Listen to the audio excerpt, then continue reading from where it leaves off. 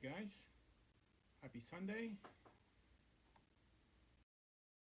Give me just one more second here.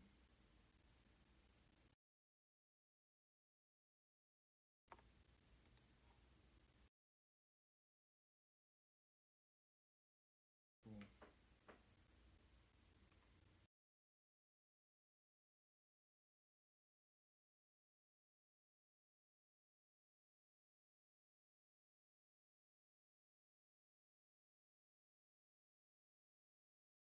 Checking my connection. Wrong connection.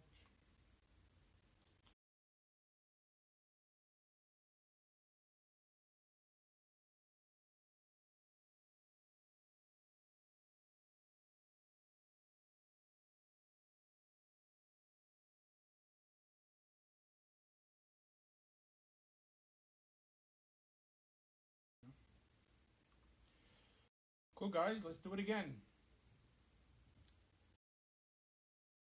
I say Judaism's better.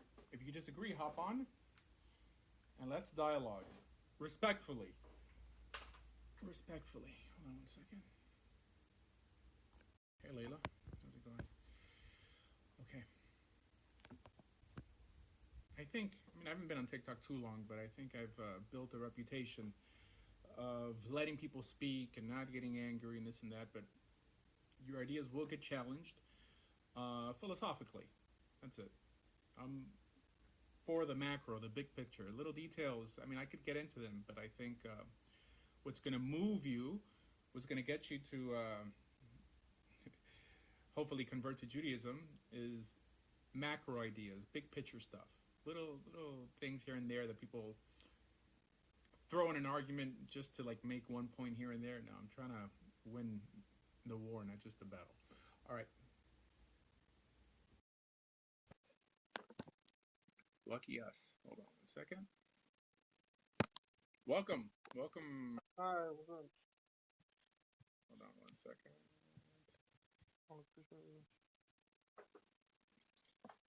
Joe, How are you doing how long? tonight? Hi. What's up? I'm good, man. How you been? Good. Thank God. Moving forward. I want to ask some questions. You, as a Jewish, do you pray 3 times a day? Yeah, I try to. It's really more than 3 times a day. It's technically 5 times a day. We just split it up into 3 segments. But yeah, most people don't know that Okay. Muslims didn't invent the whole 5 thing. That's a Jewish thing. Yeah. Okay. Um, do you pray certain direction? Yeah. Well, it depends what prayer. But the Amidah, according to Jewish law, like whenever we say tefillah, like prayer, it means Amidah. But most people think prayer just means the whole service. So yes, specifically the Amidah, also known as Shemona Esrei, we face Jerusalem. Yeah. Jerusalem. Okay, nice, nice. Okay. Do you wash yourself when you go perform the prayer? So most people are not familiar with this law, but there's an obligation to wash your hands, and there's And a custom brought down by Maimonides to also wash your face and in mm-hmm. some cases your feet. Feet. Yes. Okay. Yeah. Okay. All right. That sounds familiar. Okay. Um. All right. I want to know that is this true because I hear from the sacrificing. Hmm. Do you believe this whole sacrificing of Jesus? Are you? Do you know? Are you? Do you believe this sacrificing? I don't believe in Jesus, but Okay, what's but do you understand how someone come and dying for the sins and all the sacrifice? hmm. Do you? What do you know about it? Do you think it doesn't make sense or no? Okay, so there's a lot of things that Jews happen to believe that don't make sense. The reason I say Jews happen to believe is because this idea is not fully Christian. There's Okay. there's a statement by our rabbis that tzaddikim, like righteous people in the Jewish world, they suffer for the sins of the wicked. This is a Jewish idea. Okay. It's so um, there's other teachings that teach the opposite, that we benefit because of their existence and all this stuff. There's a Rabbi Shimon Tzaddik, that after he died, things went downhill in Israel because he himself was in some way keeping the generation upright. So there's so many different ideas, metaphysical ideas in Judaism, that it's hard for people to say that this is Christian. Almost everything that appears in Christianity is justified somehow in some Jewish text. I'm not saying I believe it, Okay. but it's it's not foreign to Judaism. It's foreign to the Torah, but it's Okay. yeah. So, but I don't believe it. I mean, I don't believe that someone could. So you know it doesn't really make sense, right? That someone coming down and dying for the sins, you can just ask simply God forgiving without sacrifice. What that makes sense, right? No, that actually doesn't make sense. I'm happy that he does it. You mean grace? Does grace make sense? No, like asking forgiveness, Yeah, God can just forgive you just with no sacrifice. He yeah. can just simply forgive you. So that doesn't actually make sense to me ethically. That I, in some way, do something wrong and get off the hook just because I say I'm sorry. I mean, I'm glad that he does it, but if we're talking about logic, see, sacrifice doesn't necessarily mean that you're sacrificing an animal. There's many different things that you do without in order to make things right. Paying twice of what you stole is a form of a sacrifice, right? I mean, paying one is measure for measure. Paying twice means that you're paying to make things right. That's what makes sense ethically, right? Legally. I'm glad that God is greater than that, that He could forgive us. I mean, sins that are out of our reach to fix. You So, I you mean, in you, terms of logic, you yeah, know it makes sense. It doesn't make sense because what was one person is responsible for everybody's sins and crimes. So if I commit a crime and a sin, why I need to blame someone which has nothing to do with my crime? I'm the one who did it. I'm the one who did the crime. So I'm held responsible to go and accountable, take my action what I did. yeah. Would it I make don't sense, believe. bro? I mean, I'm not talking about Jesus, or I'm not trying to justify a human sacrifice, but in Okay. terms of giving something up, right, that you happen to own or you happen to purchase. Like there's a sacrifice called a meal offering that you're basically sacrificing a little cake. I mean, what to sacrifice means to do without. It doesn't necessarily. I know we think sacrifice. We automatically think an altar and blood. But yeah, to sacrifice is to do without, which is in some way destroys the whole notion that Jesus could sacrifice himself, because if he's God, God can't do without. So what is he really sacrificing? I mean, he knew that he was going to come out squeaky clean on the other side. It ultimately wasn't a sacrifice, just from a logical perspective, right? It Hmm. doesn't sound like you believe in Jesus. I don't believe in Jesus either, but I'm just sort of thinking out loud. Yeah. But you don't believe not a single thing of the Christianity belief system, whatever they believe. You don't believe in not a single thing of them, or do you Well, agree a lot of anything? what they believe is Jewish. So I believe in the Jewish things they believe. I just don't believe in a lot of their new ideas, or No ideas idea. that concrete in the Torah. Okay. Well, okay. I one thing I'll ask you. I just figured that out about the church. I look at the church. I see that the church came out later on. It was invented because I see that Christ. He prayed. He was a Jewish. His uncle was a Jewish. His cousin was a Jewish. His mother was Jewish. His whole family was Jewish. Right. So they prayed in a synagogue, like a Jewish temple, in that time. So Okay. if he never tend or know what the church is, and he prayed in a synagogue in Jerusalem, then where did the church come from? Wait. If So churches didn't exist back then. At yeah, least not churches devoted to Jesus, because Jesus didn't die yet. So I guess, to be honest, a church is nothing but a Christian synagogue. I mean, if that makes more sense, I mean, it's a Christian place of worship synagogue. where Christians do their acts. Right? I mean, that's what worship means in Judaism. Do their services. And synagogue is somewhat of the same thing, with the exception that we don't sacrifice in the synagogue. But prayer itself is a form of worship. So it. I'm Have just you trying to have be you very honest here. I mean, I'm not have trying to you? throw truth, Have you but traveled? Do you do traveling? yeah, a lot actually. Have you been to Jerusalem, I lived. Palestine? I was there for 5 years. Yeah. Okay, have you went to the Golden Kudus, the main called Masjid al-Aqsa? I'll look in Google Pictures. I look in the image. Where did Hi. Mary, Jesus prayed, and his Right. uncle Zachariah, they Right. have a like a historian place where Zachariah and his and the mother Jesus where they prayed, and actually they show everything. But I look at it, I don't see. There's no church. I don't see where the Mother Mary prayed.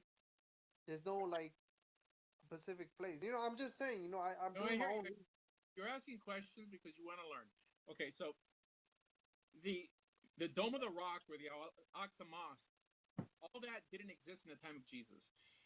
In the time of Jesus, Jerusalem was 30 feet below what you see nowadays.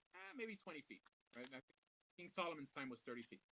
So all that is new. So like, if you see any relic that says that Jesus was here, with the exception of the Cardo, there's this old Roman market in the old city of Jerusalem that they excavated that they could prove that not that Jesus was there, but that it existed in the time of Jesus. It was a Roman market called Cardo. That's where we get the word heart from. It was like the heart of the city.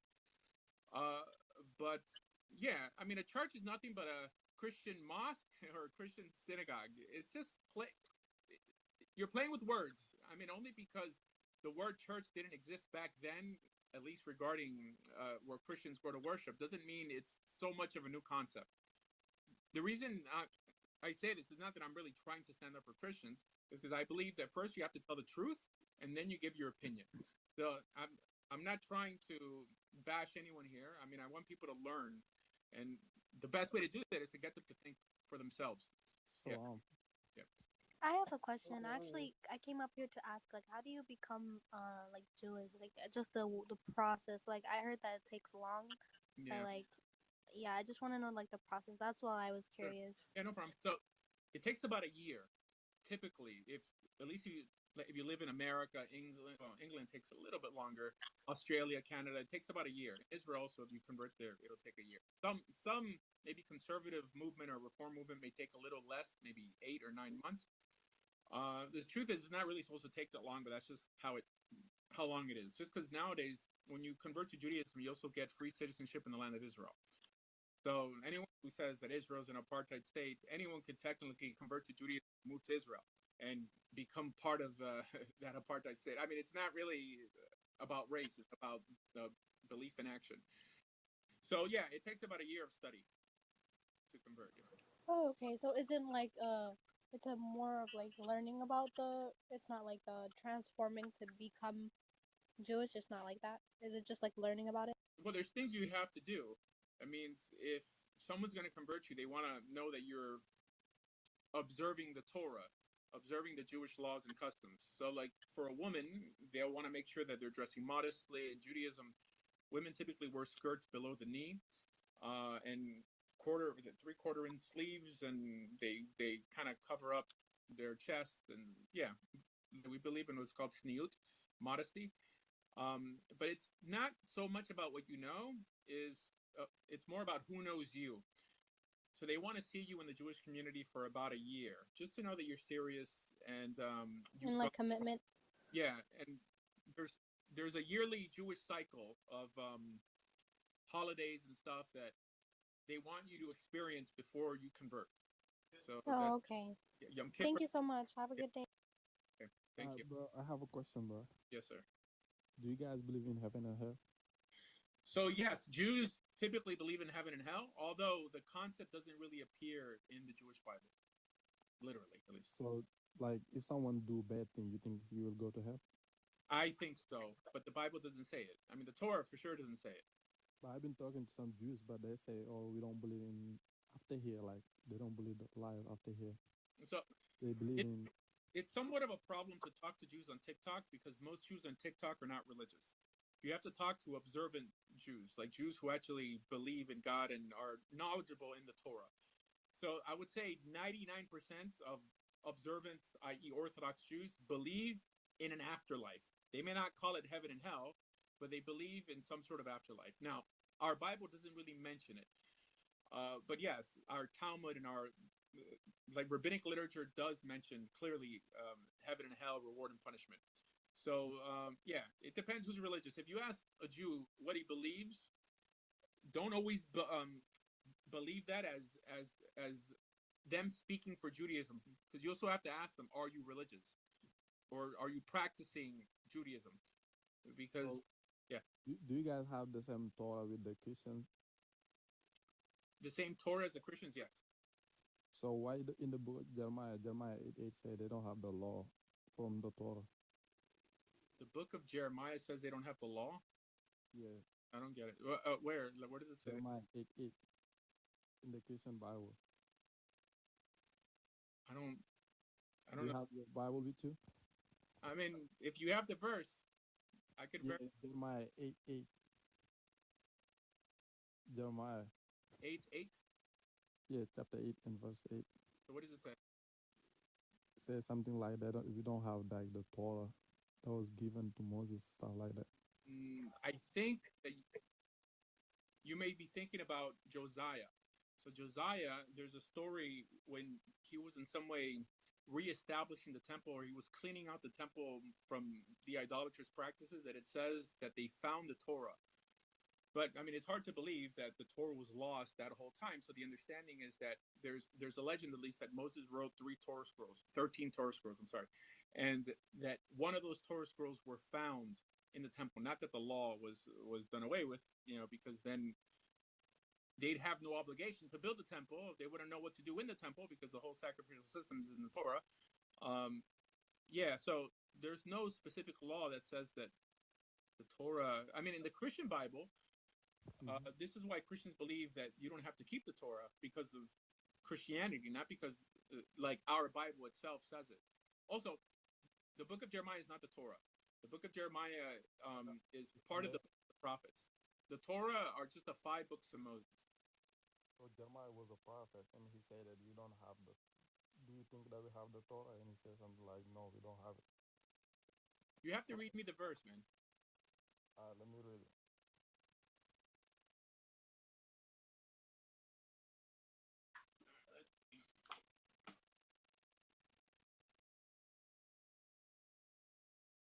So he was talking to the people and tell them, how can you say from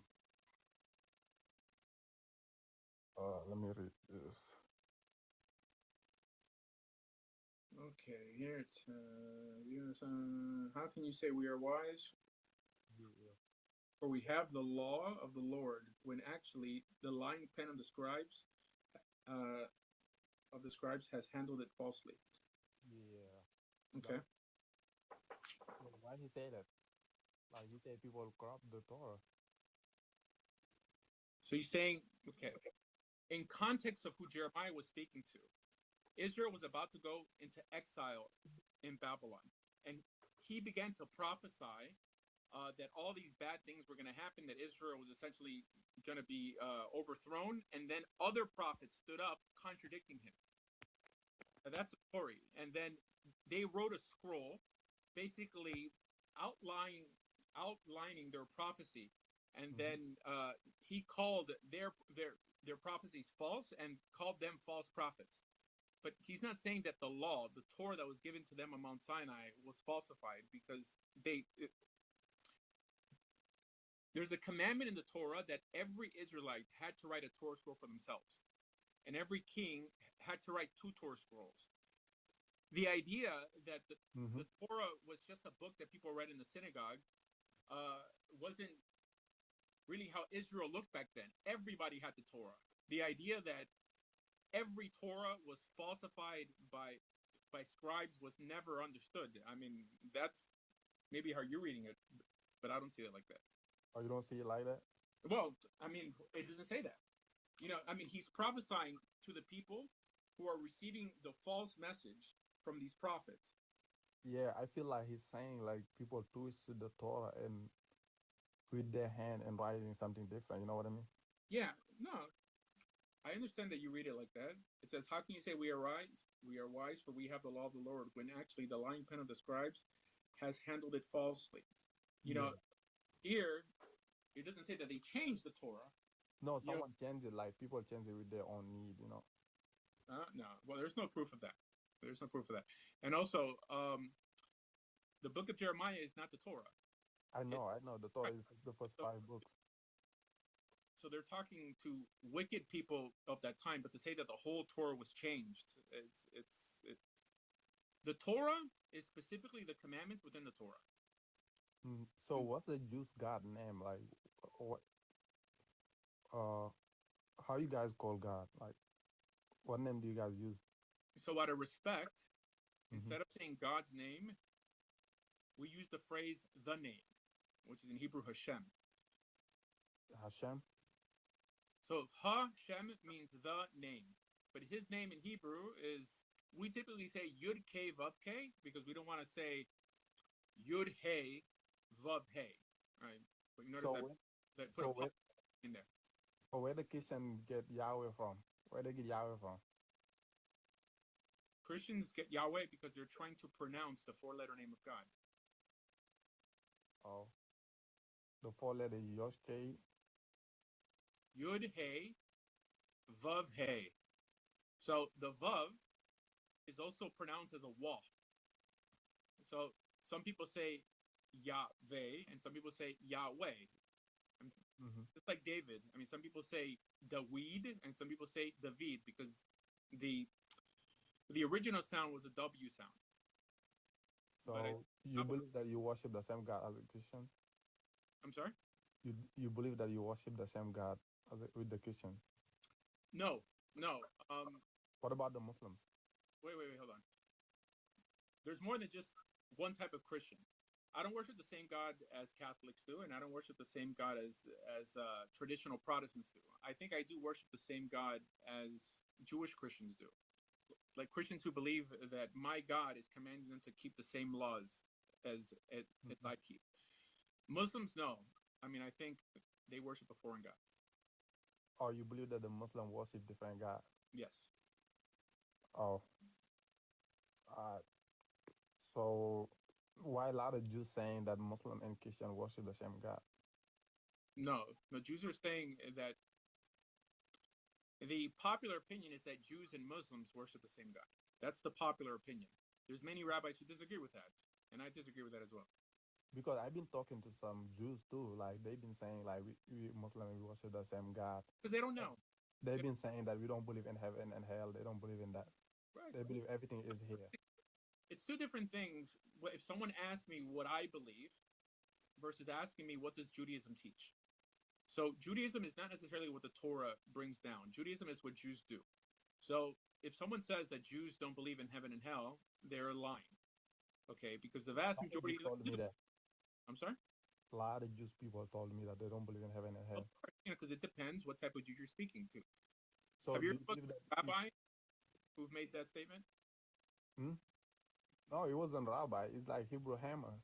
Right. Okay. You know Hebrew Hammer? Yes, I know Hebrew Hammer. So, yeah, people. His people like. Okay. And So Jews. his people are typically not religious. Oh, okay. So what about like people saying that I forgot. What about people saying that they're wrestling with God? Wrestling. What that mean? Can you explain that? That's what Israel means. God changed Jacob's name to Israel because Israel means one who wrestles with God. Like he means fighting or what? What type of wrestling? Well, to struggle. Like fighting with God? That's one opinion. And that's what Israel means. I mean, that doesn't mean that every Jew struggles with God. But our greatest heroes in the Bible, like Abraham, only because God made a statement didn't mean that Abraham was going to follow it blindly. He thought about it. And when he disagreed with God, he made his disagreement known. And that's quite notable. I think it's problematic when somebody joins a belief system and no matter what their pastor, imam, or priest happens to say, they run and do it just because their leader, their spiritual leader, tells them it's the truth. I think that's a primitive approach to religion. When anyone tells you something, you first have to process it, no matter who says it, no matter if the Bible says it. If for some reason, when someone shows you a portion of the Bible that tells you to harm innocent people, and God tells you to do it, you should take a step back and validate that statement with the basic sense of morality that God gave everybody.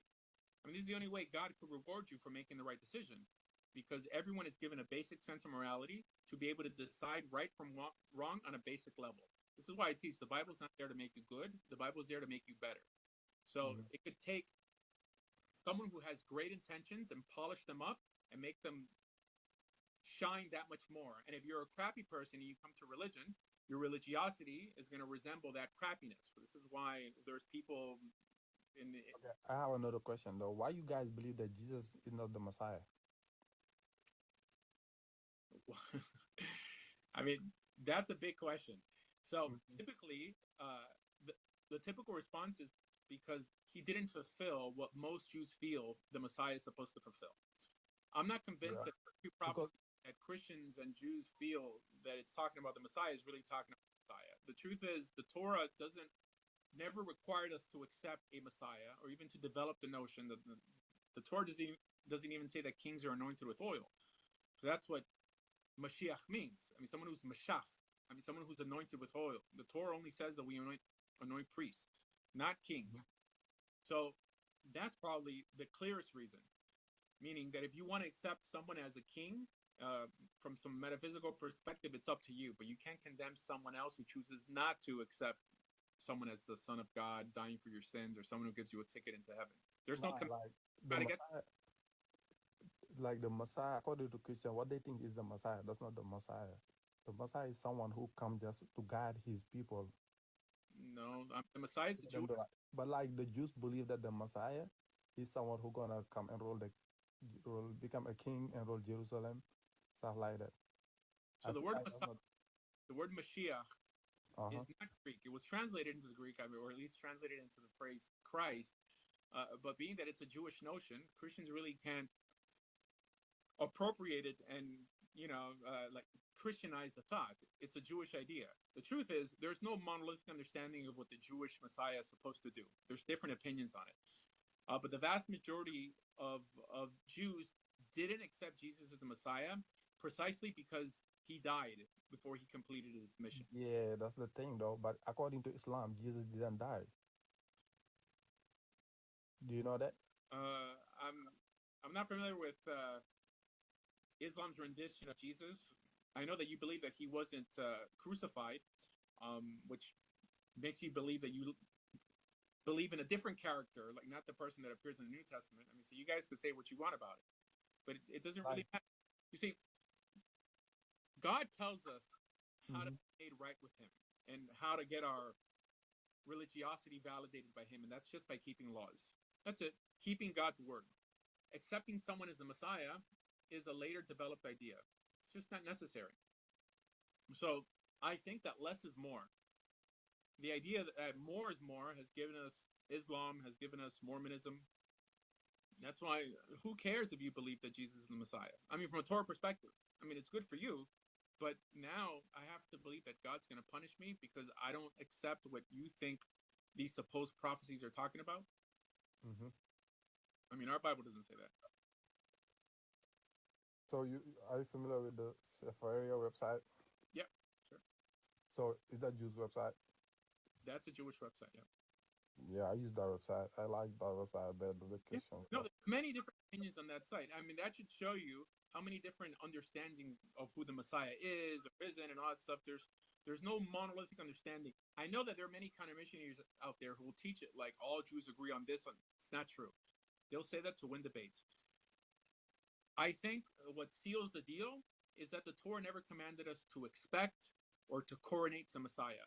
It just told us to keep God's commandments, and that's how He would validate us. Now, if you want to believe in Jesus and the Messiah, that's fine. Right? But what you can't do is speak for God and say that God is not going to validate us as righteous or special or chosen because we don't believe that this person is the Messiah. It just sounds backwards because you're speaking in behalf of God just because we happen not to accept your interpretation of a supposed prophecy. It's just kind of like, So let me ask you this, bro. yeah. What do you think about the non-Jews? You think they will go to hell? Again, the notion of hell is not literally in the Torah. I don't think that only because someone is not convinced of certain ideas, God is going to make them burn eternally. That's a Christian and an Islamic idea. I think that as long as you're a decent person, God's going to take that into consideration. And if God is just, his his outcomes, his decisions on what he's going to do with you are also going to be just. But it's not just that someone burns for eternity just because they don't accept someone as a Messiah. It just sounds So bad. you believe that God created only heaven for the he didn't create hell?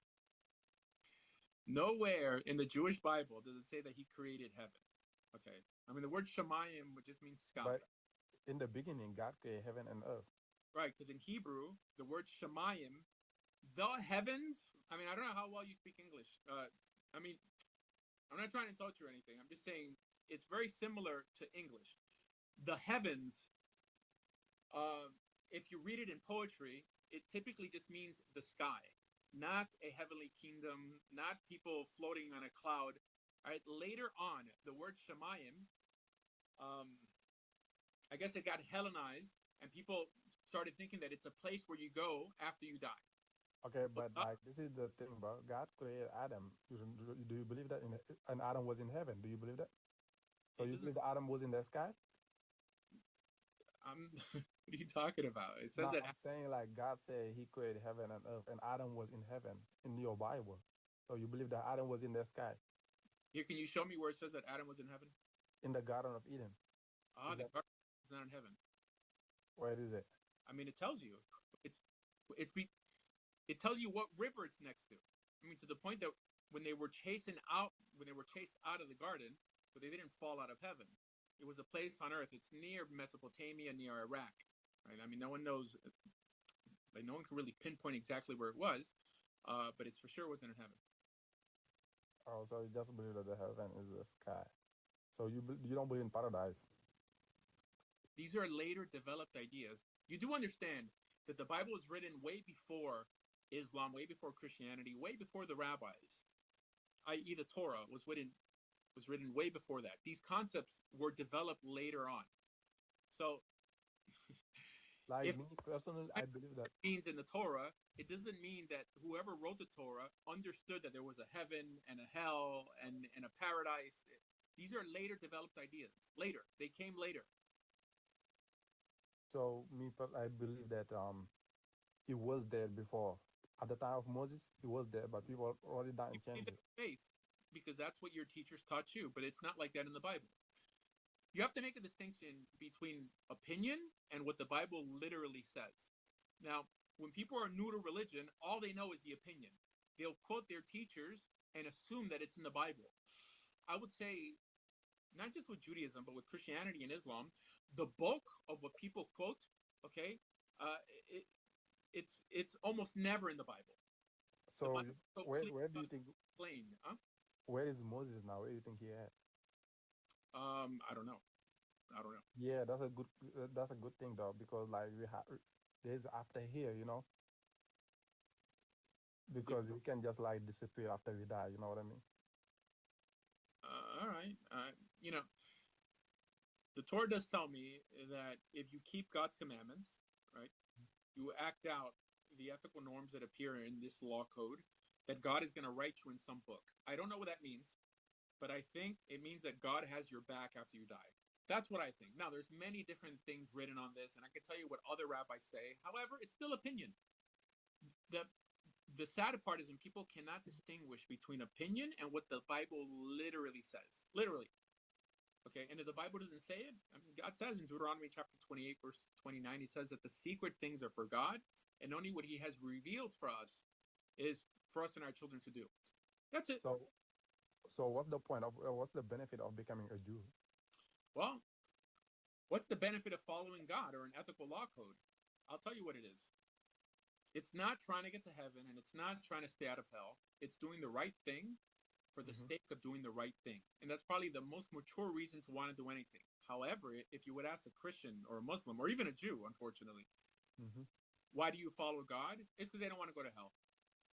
I think it's the stupidest reason, right? So you're telling me that the reason you follow God is just because you don't want to go to hell? Yeah, one of the reasons, yeah. So isn't that coercion? Because like that's one of the reasons, because God created me and said, follow me, so why wouldn't I follow him? Well, that's not my God. I mean, my God is not going to threaten you with hell in order just so you can do the right thing. It's But just it's this is the thing, though, bro. Like the God in the Torah and the God in the Gospel and the God in the Quran, they're all the same. But people change their with their own hand, saying this is from God, which is not. That's okay. the problem. No, man. The New Testament was built off of rabbinic legends. The Quran was also built off rabbinic legends. It's it's not the same God, okay? Because it sounds like it's written by a different person. There's so many man-made, developed ideas in the New Testament and the Quran that it's not the same God who speaks in the 5 books of Moses. Who cares more about? So you say you believe that the Quran is man-made. Absolutely, I believe that. So why the Quran don't have no contradiction and the Torah have hella contradiction? You think about that. You believe that in faith. You believe that only in faith. There's a lot more contradictions in the Quran than there are in the Torah. I'll tell you. Can you give me one? Huh? Can you give me one contradiction in the Quran? But the idea that Moses' sister was the mother of Jesus. Oh, Mary, that's easy to answer, bro. Okay, go ahead. Are you familiar with your history, the Jews' history? I think so. Yeah. People used to call the older people the name of the old people. That's why they mentioned the sister of Aaron. They used to call Mary the mother of Jesus, the sister of Aaron, because people used to call the older people like the ancestors. They used to call them. I don't know. And I don't understand. Can you explain further? That's not a contradiction, bro. That's for sure a contradiction. No, it's not a contradiction. That's a hadith in the Quran. There is a hadith about that.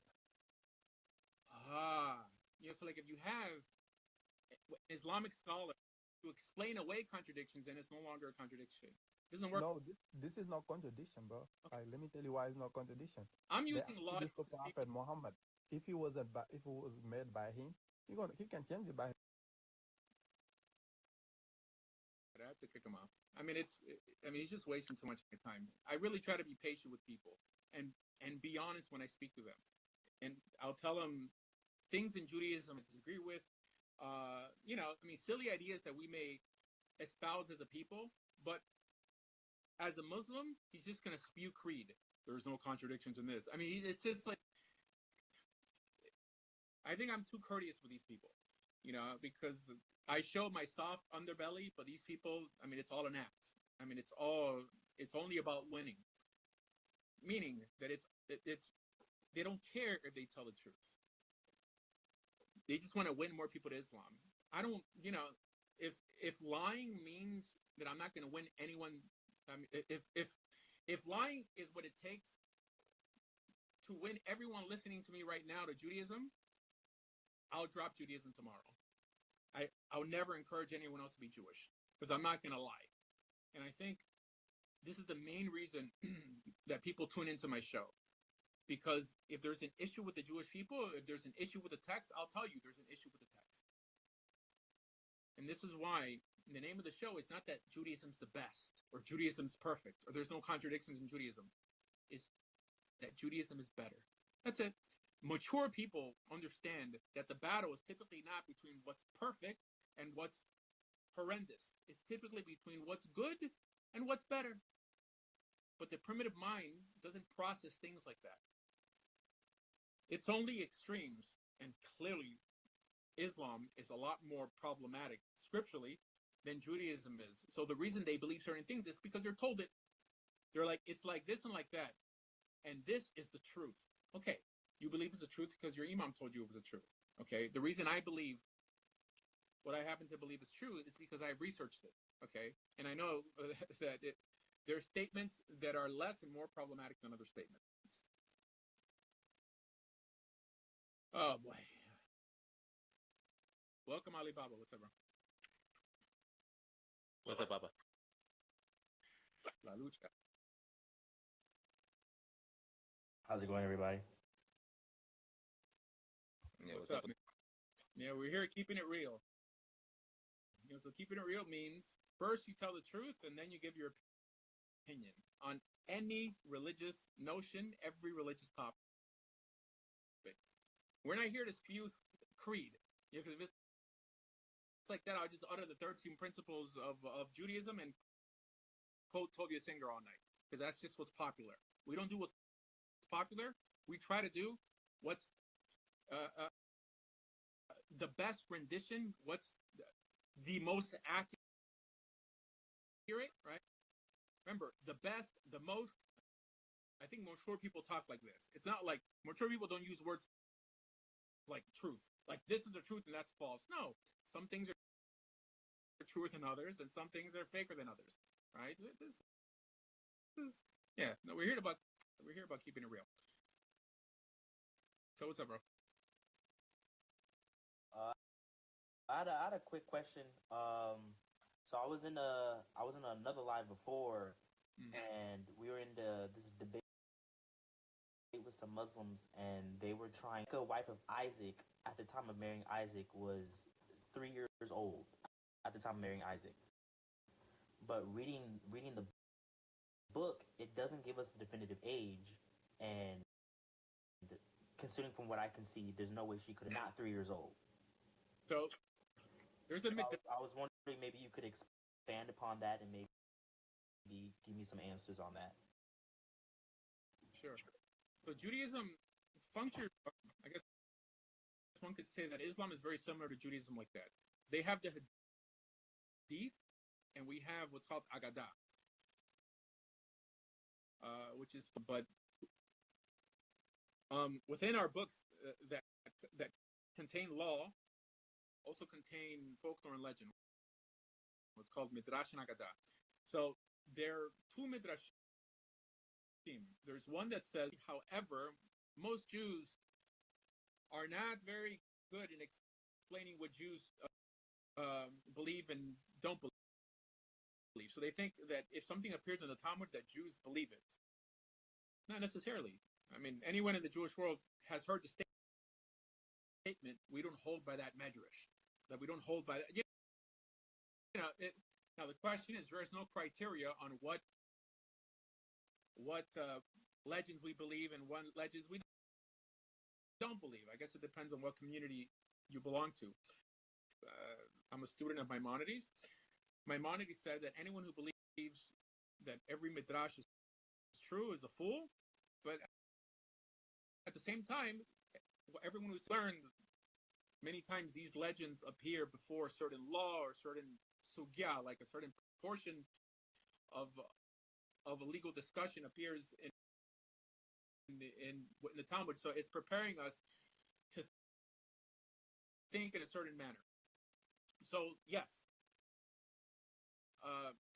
there are sources for what the Muslim said. That as truth? No, it's fake. So no, it does say there's no way she could have been 3. It's a legend. That means most likely not true. Okay. It's most likely. There's many legends out there. I mean, there's stories that the sons of Jacob. Hold on. Let me mute you for a second. There's a story that the sons of Jacob, I believe it's like this in the Zohar, created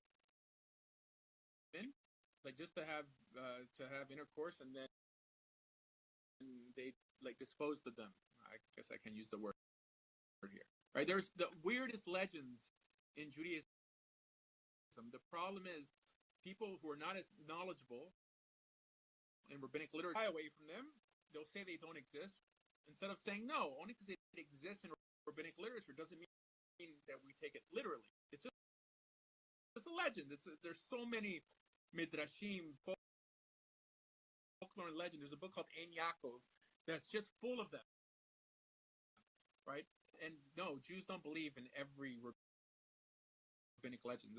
By the simple fact that they even contradict each other in the past majority of cases. They're just because I was, doing my own little research, and everywhere I was finding information, it kept saying even at those times the youngest marital age probably would have been puberty and not 3. So I just wanted to get some confirmation on somebody who obviously knows more than I do. Okay. So there's a difference between marrying someone and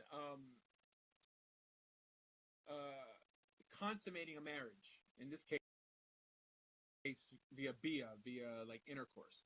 So there are instances where women are married even at the age of 9, not nowadays, right? But according to Jewish law, it's possible. But marriages are not consecrated to much later. So you're able to do it, but clearly, if it's going to harm the person, like there's many women who get pregnant or girls that get pregnant at 12, and it almost like just trying to get the baby out of them with the forceps. One kills the baby and possibly kills the girl. So it's just from a practical perspective, it's been done. But yes, legally, according to Jewish law, you could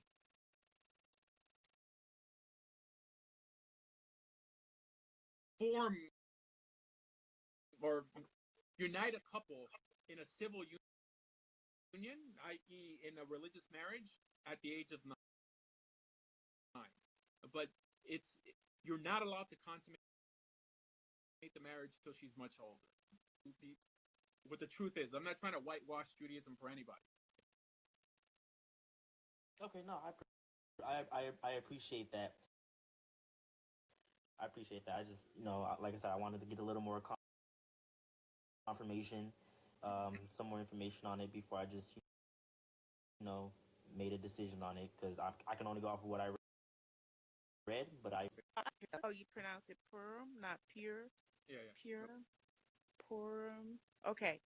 So we were reading the book of Esther with my kids to go over Purim, and how that book is taught is like Vashti is seen as like a spirit of rebellion when it wasn't like that at all. Really? Basically, I disagree. well, there's a Torah page that I was looking at, and it explained to me more of like the history on that. Like she was the real heir to the throne, Right, correct. that Haman wanted. So basically, he had her unalived as a setup, and him asking her to come into a room full of men, which even today I would be wary of. That wasn't allowed. So it was either lose her respect amongst the people where she was born a royal, or come in and allow herself to be disrespected. But she chose to stay with her party of women.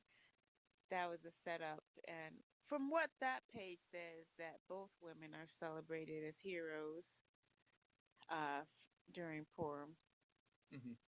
So that's a modern age commentary, and even if it's 1,000 years old, it was there to in some way make women feel good, because according to the narrative, that's not what appears there. I'm very familiar with the idea that she was connected to royalty, and he was in some way trying to flex on her ancestors, like being overthrown or something like that. The way I read it, and your understanding is fine, but I just don't think that's a literal understanding. I mean, it looks like to me that Ahasuerus was Kevin Samuels or Top G or and then he told her to do something, and because she didn't do it, what does it say right after that? That the reason he has to put her away now, because this would lead to women all over the kingdom becoming rebellious on their husbands. And then it shows Esther completely submitting to Ahasuerus, completely coming when showing up when he says so. Only at the end does she put her life on the line in order to save the Jewish people. But what it's showing us back then, or what it's showing us in the text, is that Jewish women back then did not resemble Jewish women today. Jewish women today have a lot to learn about femininity, a lot, because they've been infected with feminism. and they're horrible. No one wants to marry a Jewish woman at all. When a woman converts to Judaism, like she doesn't last more than 2 months on the market because every guy's trying to marry her. Because nobody wants to marry. I mean, just like most people, and I don't want to be completely insulting here, but women in the African American community suffer from the same disease. Nobody wants to marry them because they've been infected with feminism. So these guys go abroad to bring wives in. I'm just telling you, this is what's typically done. So the reason they include that commentary in the art score, which is probably what you were reading, is not to piss Jewish women off. But the story there is the opposite. Esther was a feminine, obedient wife, and it's telling you how wives should be. And Vashti was a wayward woman, according to the text. But so you would preach it the way some Christian pastors preach it. I'll align myself with whoever takes the text literal, and that's the literal understanding. I don't think it says whatever. Here, look, King Solomon says, "Out of 1,000 men, I found one righteous. Out of 1,000 women, I found none." I don't believe that the words of King Solomon are the word of God, by the way, right? I mean, they may be wise. There's a few statements in Kohelet and Ecclesiastes that are not wise. Whatever, it's there. But the idea that a woman... I don't think Christians have ever taught the Book of Solomon as being the Word of God. It was just a word to get, everyday wisdom from. Christians make no distinction between the words of Solomon or the book of Deuteronomy or the book of James. I mean, for them, it's all divinely inspired text.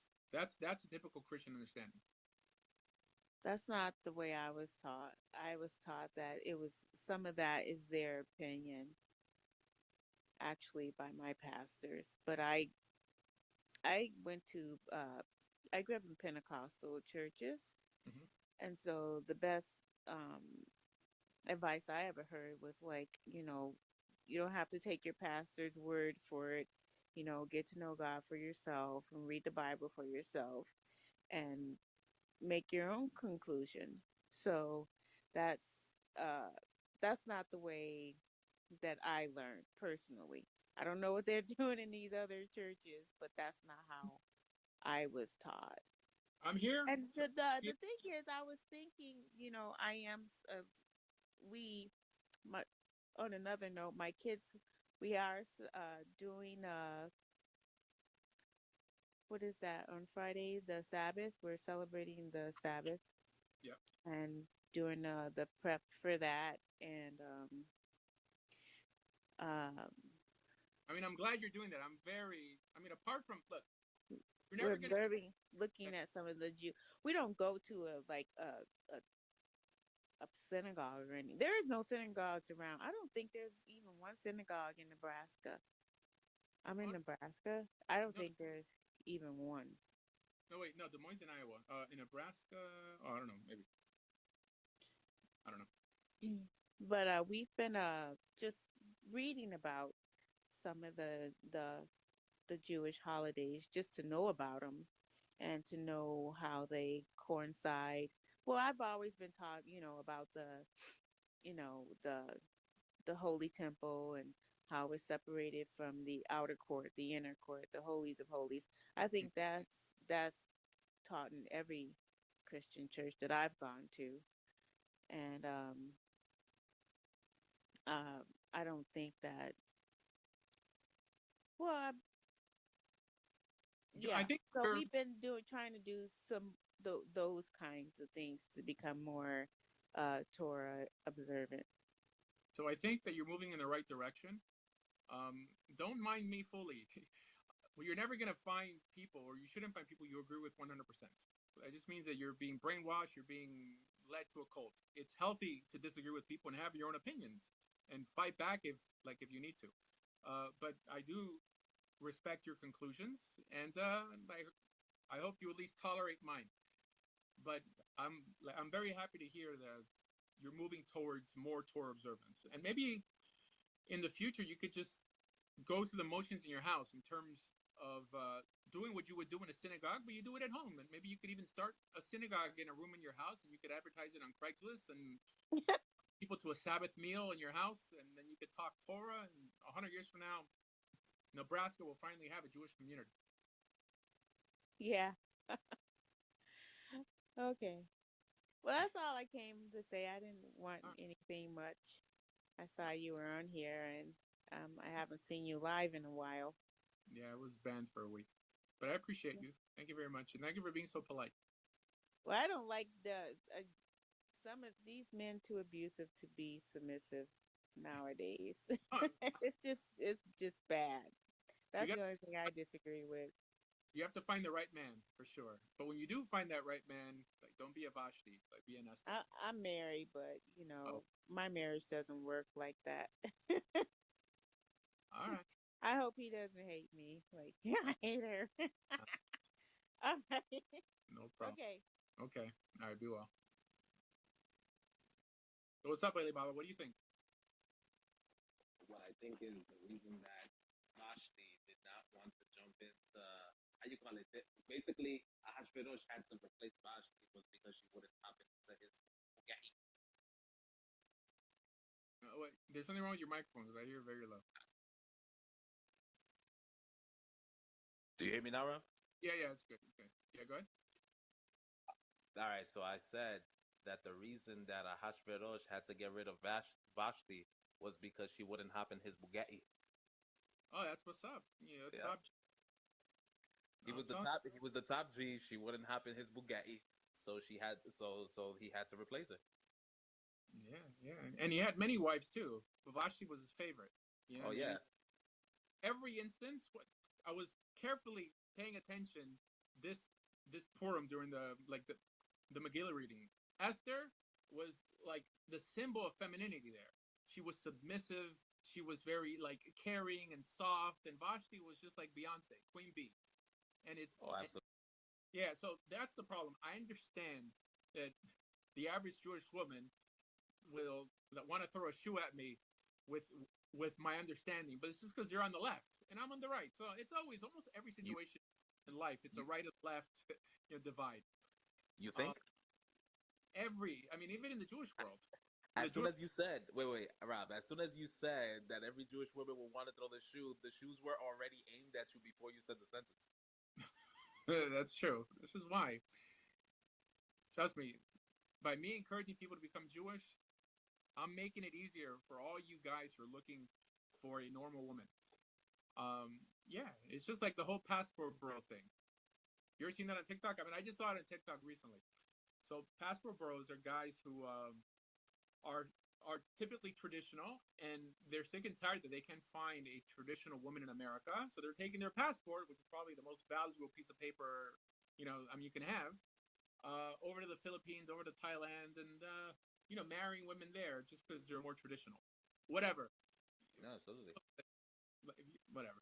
I'm gonna piss. I don't blame. Technically, I don't blame them because Rob, I know you're a nice married man, but the dating market now is a little crazy. I hear you. That's man. This is this show that should be called Man Up Israel. Like I'm here to make Judaism masculine again. King David and Shimshons and Listen, you had my support already, but now you got double my support if that's what you're doing. That's it. Big pun. Come on, we'll throw more people in there. Give me a hardcore macho Camacho. Yes. Puerto Ricans. No, yeah, how you call it? Yeah, like I said before, I definitely said it on one of your lives before, but I'll repeat it again. One of my biggest pet peeves when it came to Judaism, keeping more Torah and stuff like that. It's just in the religious world, you're right. The women very masculine, the men very feminine, and it's disgraceful. So I worked for many years for this organization. I still work for them. This organization in Israel called Ohel Avraham. So Ohel Avraham is run by Rabbi Jeff Seidel, and our job was to put guys and girls in yeshiva or seminary in Israel. So I was constantly around, Rebbitzins and everything, and then I talked to everyone. If you ask the average Jewish girl why she wears a skirt, she's not going to say because I'm trying to not look appealing to the opposite sex, or I'm trying to guard what belongs to my man. None of that. They'll give you a Kabbalistic response. The reason I cover my hair the reason I wear a skirt, the reason I wear long sleeves, I do it for myself and for spiritual reasons. They don't do it to show that they're in any way submissive to their spouse, in any way. Because being modest in modern day Judaism has nothing to do with modesty. It has everything to do with Kabbalah.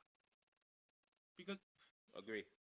if you see a girl walking down the street in Lancaster County, Pennsylvania, right, i.e. Amish country, and she has a little bonnet and she has a long skirt, and you speak to her, right? I guess you go buy, I guess, a kosher version of shoe fly pie or whatever the Amish eat. You're gonna get a feminine woman. She looks like that because she's feminine, because she's modest. Okay. In Judaism, they wear long skirts like it's a uniform. It's just a uniform. It has nothing to do with modesty. Okay. It's not like they do it for Kabbalistic reasons, and it's a bit of a disgrace. And if I didn't speak about it by definition, it would never improve. But I would say that the average Jewish girl has a lot to learn about modesty. A lot.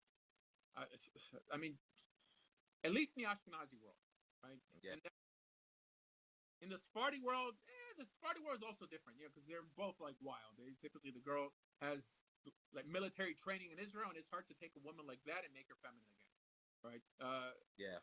You can have the two. You can have a soldier and a woman baking challahs and having kids. Okay, and Israel destroys femininity. Now, it's true, not every girl is commanded to go into the military, but they have to do what's called, some of them are allowed to do what's called shirut leumi, which is that they volunteer in hospitals. But the average girl does some sort of military service, and it's the marriage killer. And this is why in Israel, when I was single in Israel, I had a terrible time dating because I have nothing in common with these Jewish girls. Nothing. They're extremely masculine, and they don't know what to do with a conservative masculine guy like me, because I'm very old fashioned. I mean, I don't even believe in women working. Right? I mean, I make a lot of money, but my spouses have never worked, because I believe that as a rule that the man has to take care of the wife.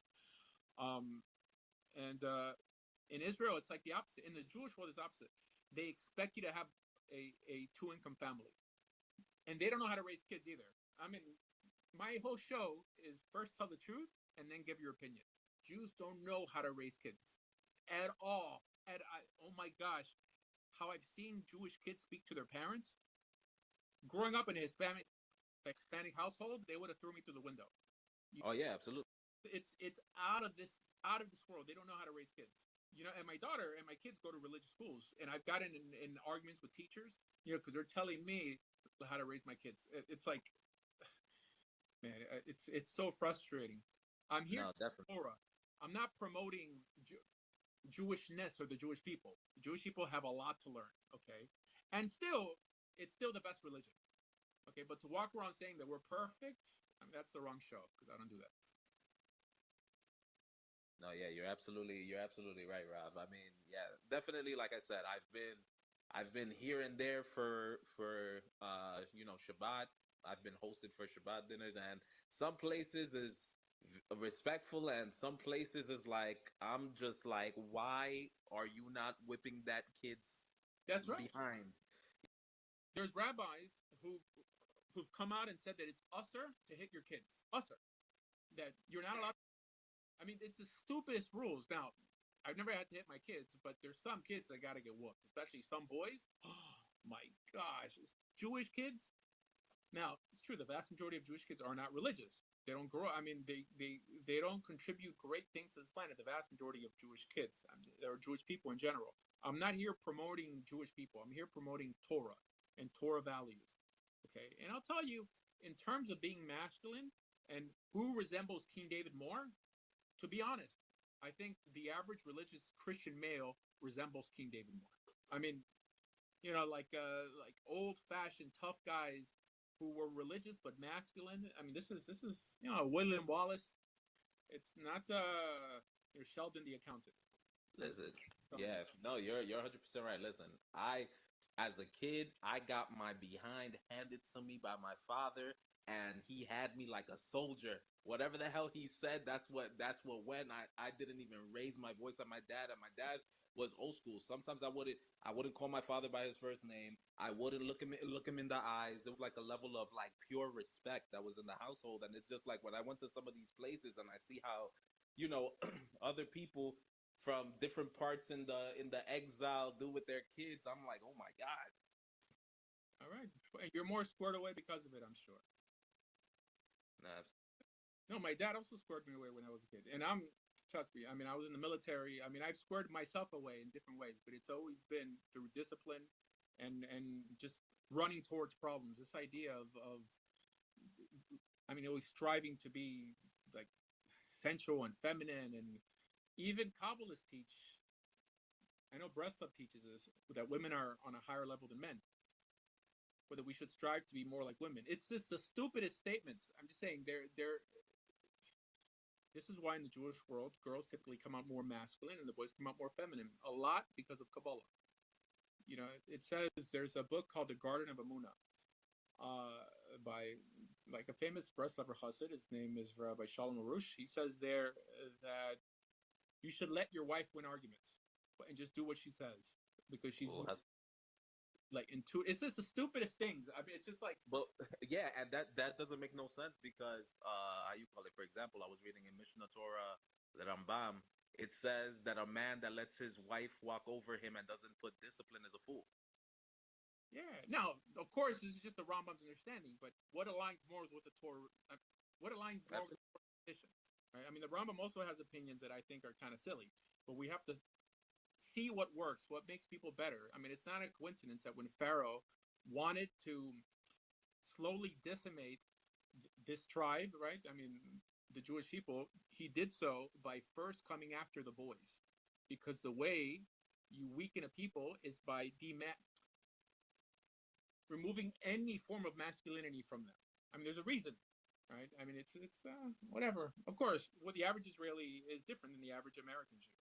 I mean, they're on the front line. They're they're very pragmatic in many areas. Those who just are very affluent and bored in America are typically the ones, like the Larry Davids, the Jerry Seinfelds, the Woody Allens. It's a shame that these people in any way speak for the Jewish people. I mean, they don't represent me. Yeah.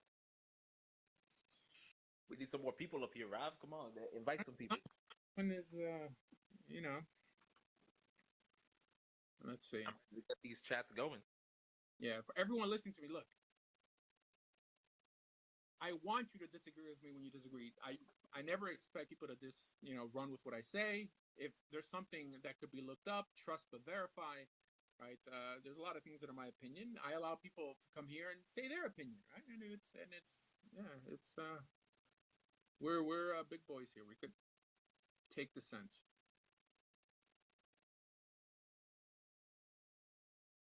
God willing. Very nice. What's up? Tom G in the house. Okay, let's invite some people in here.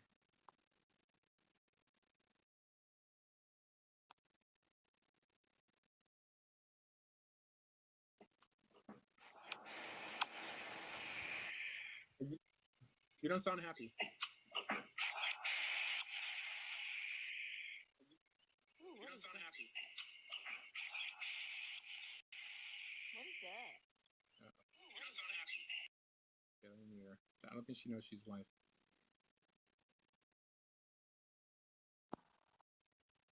What's up? Hello. Can you hear me? Yes, I can.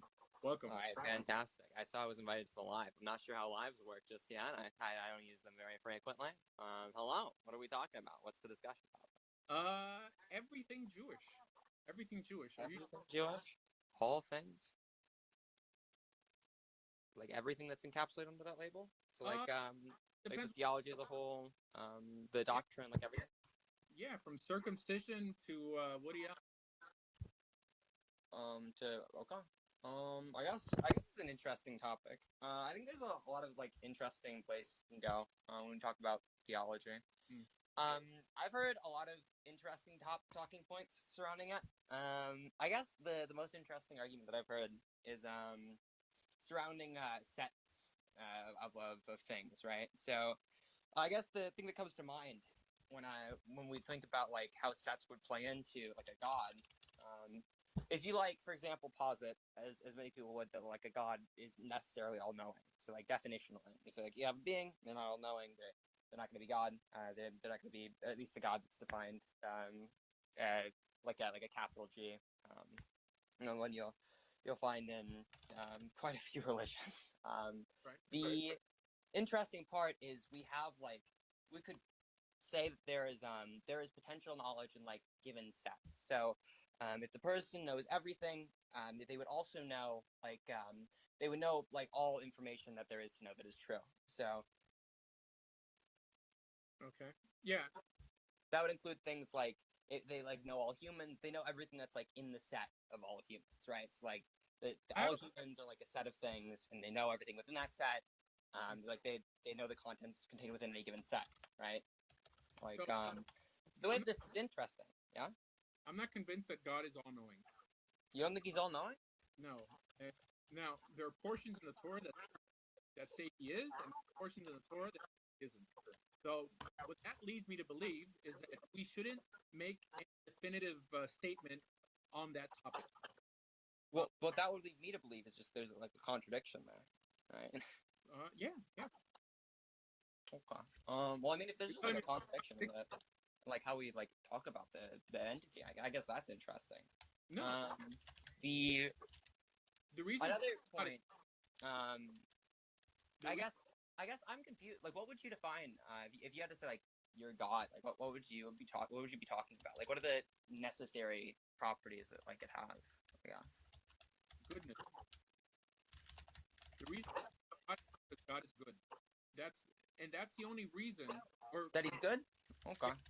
The only criteria God gives us to gauge him is goodness, righteousness. It never says okay. To gauge him because goodness. Yeah. So, I guess that's interesting. So, like you could say there's like one condition to be met, and that's just like that it is good, or is it like the more to just like it being good? Because I think there's a lot of things that are good that aren't God. Right? I think you'd agree. Like, what is like the other set of criteria? Like, I can't imagine unless like God just means like anything that's good, and that's just gonna be God, right? If I save somebody from like drowning, that's gonna be good. I don't think it's God. No, right. I understand that. So among the plethora of gods out there, that's what it happens. That God is unique among all the other gods. Like, from a Torah perspective, are false to begin with. That he's uniquely good. That by imitating this God, your lifestyle surroundings would improve. That's what makes God to us, and that's the only reason. That's the way he tells us. So, right? yeah, real quick, you're like cutting in and out for me. Can you just repeat the ending of the sentence? Like, wait, 1 second. The reason he's cutting in and out for you is because you gotta mute your mic when he's talking, and vice versa. Oh, okay. Yeah, there's like background noise coming on his end. But so again, God only expects us to gauge him on the criteria of goodness. He never says, if you ask the average Muslim, the average Christian, to explain what God is and what God isn't, you're going to hear them mumble many different things, from him being omniscient, omnipotent, not limited in any way. None of these are ever mentioned in the Torah as a way to prove that God exists, because anyone could fake that. What they couldn't fake is consistent or what's the term? Ethics on a high level. I'm not saying, that the Torah is perfect, but at the time that this book was revealed, it was head and shoulders above every other belief system. And it appeared in the hands of a bunch of former slaves. But for some reason, it seems that whoever wrote this book cared about humanity enough to give us a higher standard to aspire to. The only reason anyone should choose to remain Jewish is because it makes you a better person. That's the only reason. Not because someone could embellish your God to such an extent. This is what Muslims do, where our God is this, and our prophets aren't drunks, and because that anyone could say that. I mean, someone could write a later story with, and forget about 72 virgins. You'll get 1,000 virgins, and you'll get Hennessy, you'll get this and that. That doesn't make, anyone could come up with a cooler rendition of all those things. What you can't perfect is ethics when it appeared via the Bible. Now, clearly, atheists nowadays could claim to be ethical because they live in a society entrenched in biblical values. But at the time that this book was revealed, it had the power not just to change the life of some men, but of all men. And it's specifically this law code that has civilized humanity. Specifically, I'm not saying only. So I think that's the best reason to follow the God of Israel. Yeah, I understand. Like that would be like a really good reason. Like if you were to say like, oh, the reason that I believe this is like it improves my life in like a large way. I like agree. I just say like, yeah, you should believe things that improve your life in a large way. But like I'm asking like, what am I believing when I say like, oh, I believe in God, right? There's like surely there's some entity that we're talking about. There's Right. some kind of truth proposition there. And I guess I'm just wondering, like, what's encapsulated in that proposition? Like, if I were to not say God, what would the other thing that I would have to say be, right? Like, if I were to say, it is the case that there is, what do you call it? That God exists, right? Now, let's say I'm, like, Christian, I believe in a triomni God. I could say there's a being that possesses the traits of X, Y, Z, right? All knowing, all powerful, all good, right? I guess I'm just, like, wondering what that criteria would be, right? Yeah. I didn't say all-knowing or all-powerful, right? No, I know you didn't, but that's what I'm asking for, like something around that lines of like, okay, well, this is the descriptors of the thing that I like, the proposition that I'm making. Yeah, but there's no point in believing in a God if that God is not ethical in nature or tries to help you become a more ethical individual. If that God just created the world and in some way just exited and lives on a planet far, far away, I mean, how would that impact your behavior in any way? So it doesn't really matter if someone says they're spiritual, they believe in God. It's what God they believe in and what does that God expect from them. So that right, and that's what I'm trying to I guess get at. Is whenever you say like, oh, well, I'm making a case for the God of Israel. I'm asking like, well, what is the God of Israel, right? Like, not that if I were to like ask you the question, what is the Christian God, right? Like, what is the description of that belief, like the belief in a Christian God? I wouldn't tell you it's like, oh, well, the reason you should believe in a Christian God is X, Y, or Z. Because we haven't even gotten to that point of the conversation. What we're talking about is like, what even is the proposition? Like, what are you proposing whenever you say that? I guess. Yeah. I'm just kind of curious because yeah. I don't want to get in like the super like debate boardy stuff. I'm just like trying to figure out and try to like parse out like what would you like, because this is just something I haven't heard before. What I'm trying to do is package my beliefs and hand them over to someone else. And the extent of my religiosity is me submitting to the author of the best manual ever written for humanity. That's it. I believe that, well, the statement I constantly make is that I believe in God because of the Torah. I don't believe in the Torah because of God. The Torah, I'm sorry? Oh, I didn't say anything. I'm sorry. Oh, yeah. So the Torah appears at a time where humanity was almost at its lowest point.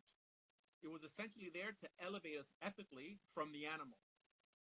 It gets me to realize that at the time that it was revealed or found or written, it just couldn't have been written by any person. I mean, although there's ethical concepts in the Book of the Dead, the Code of Hammurabi, the Epic of Gilgamesh, it wasn't as consistently ethical as the Torah was. So it makes you feel that it must have had some sort of divine source. And this divine source or force cared about us enough to give us this higher standard to aspire to. And that gets me to care just as much in return. That's the extent of my religiosity, and that's what I'm peddling here today. Oh, okay, I got you. So it's like you don't even like know what the entity would be. Like there's no description of it. It's just like, oh, the property that you're talking about is it wrote the Torah, which is like really important because it was beyond the ethics of the time, and that's like why you would believe in it, right? It's like, wow, this is like held up for a long time. It's been like a consistently good ethical code. It seems to have predicted our like feelings about what's right and wrong, like years into the future, and like that is like something that's profound, and that's worth believing in. Like the person who like made that, right? I'm not arguing the entity.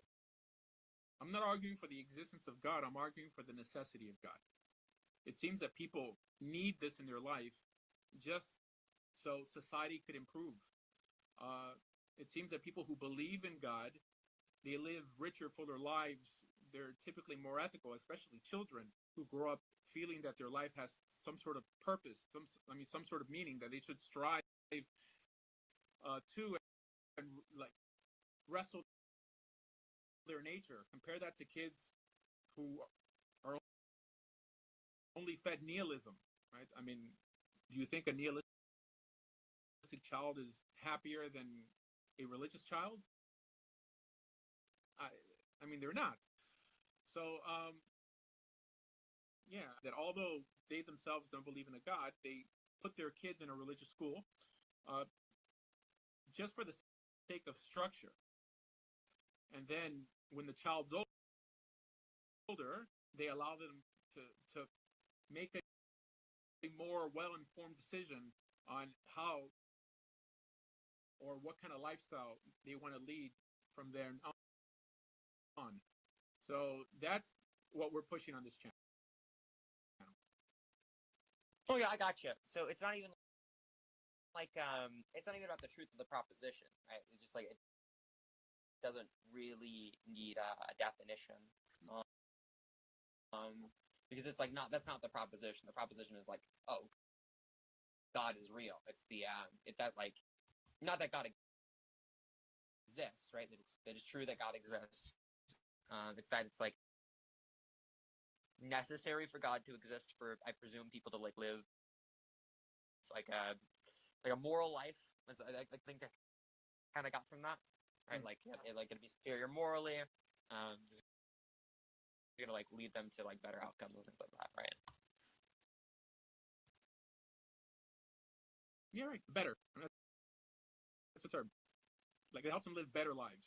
Now, can an atheist be moral? I think so, but I think that's sort of cases if I had to put my money on someone challenging or harnessing their sexual predatory nature versus someone who doesn't, I think that person who tries to adhere to a legal code will do more good on this planet than someone who just follows their heart. So I firmly agree that people would like if you were just like going off of your intuition, you probably get a lot of like really bad moral judgments based on that. It seems like our intuitions have been very, very wrong in the past. So like people were like totally fine with slavery in the past, things like that. And I do think that you should have some kind of ethical framework. I guess that then we can like, well, like what is the most ethical framework? And I suppose it's probably going to be it's not like a divine command theory thing, right? Where it's like, oh yeah, it's like because God commanded it and that's why it's good, or like God describes it as good because it's like that's why it's commanded. Because like you're verifying it's like, oh yeah, this is like a good moral code, and I presume you're judging good outside of like, oh, it's good because it says the thing, right? It's like a good moral code because it holds up to some other standard of like what is good, what typically like is seen as preferable, or what we should do. I guess like that would be my next question. It's like, oh yeah, like it's good. Like how are you judging it as good? Right? Like what's the judgment for like this is a good moral code? Because good is also a moral word.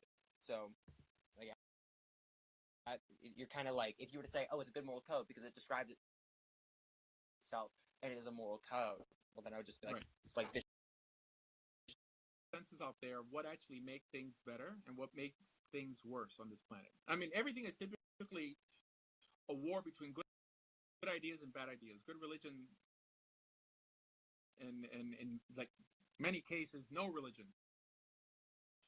I think it's quite easy to determine what makes things better and what makes things worse. What makes us more wealthy, happier, what helps us live longer lives, right? I mean, it's not completely subjective. And I think the Torah encourages all these good traits in humans, right? I mean, it's nice for people to care about each other, but what incents incentive would an atheist have to care about anyone? Right? I mean, nothing. I mean, everything is protected. That means they themselves could build a nice little ethical framework for themselves. But how can they ever package that and hand it over to someone else? Because that person will be like, "Well, are you trying to play God to me? Right? It's up to me to reinvent the wheel ethically." So this is why I think it's important to work together. At least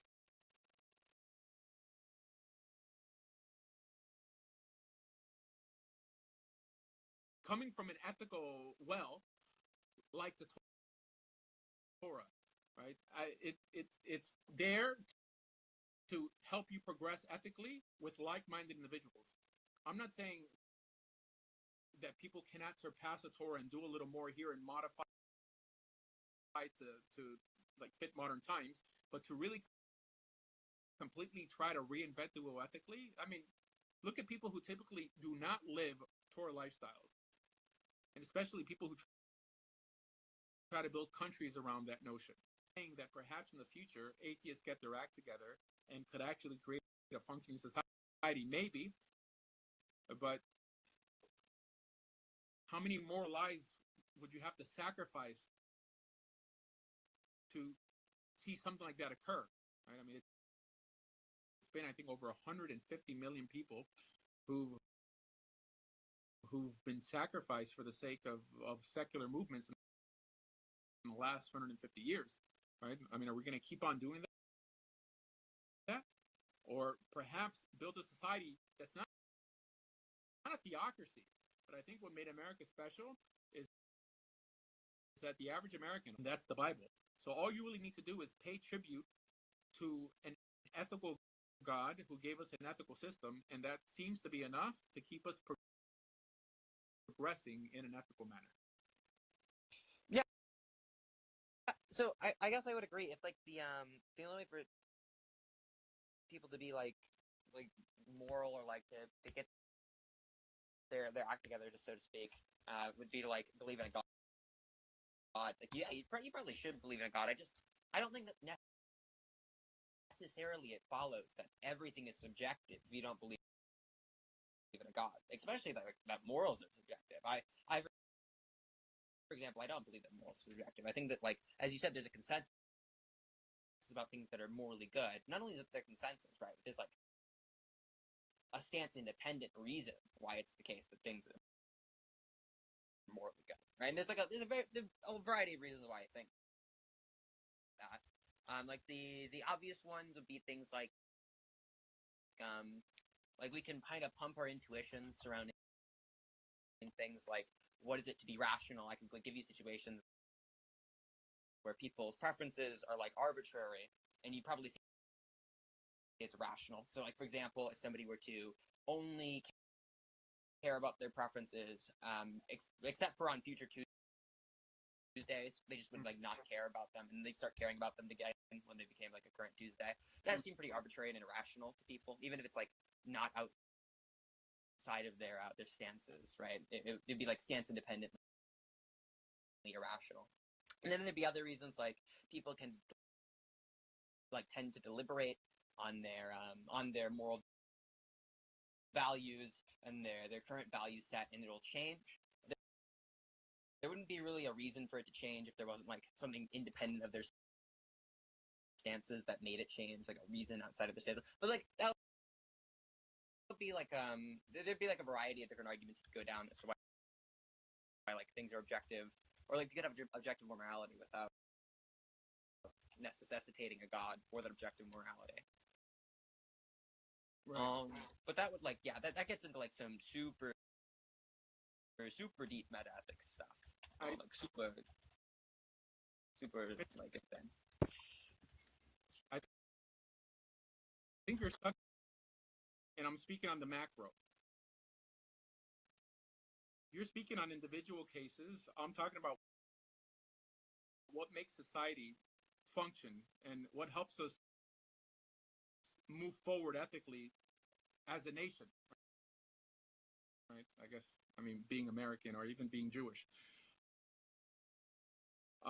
Yeah, no, on a personal level, I mean, I think that people can be ethical and atheist, but in the big picture of things, the trends we've seen with societies and countries that have tried to reinvent the wheel ethically and toss away biblical values, they just haven't functioned thus far.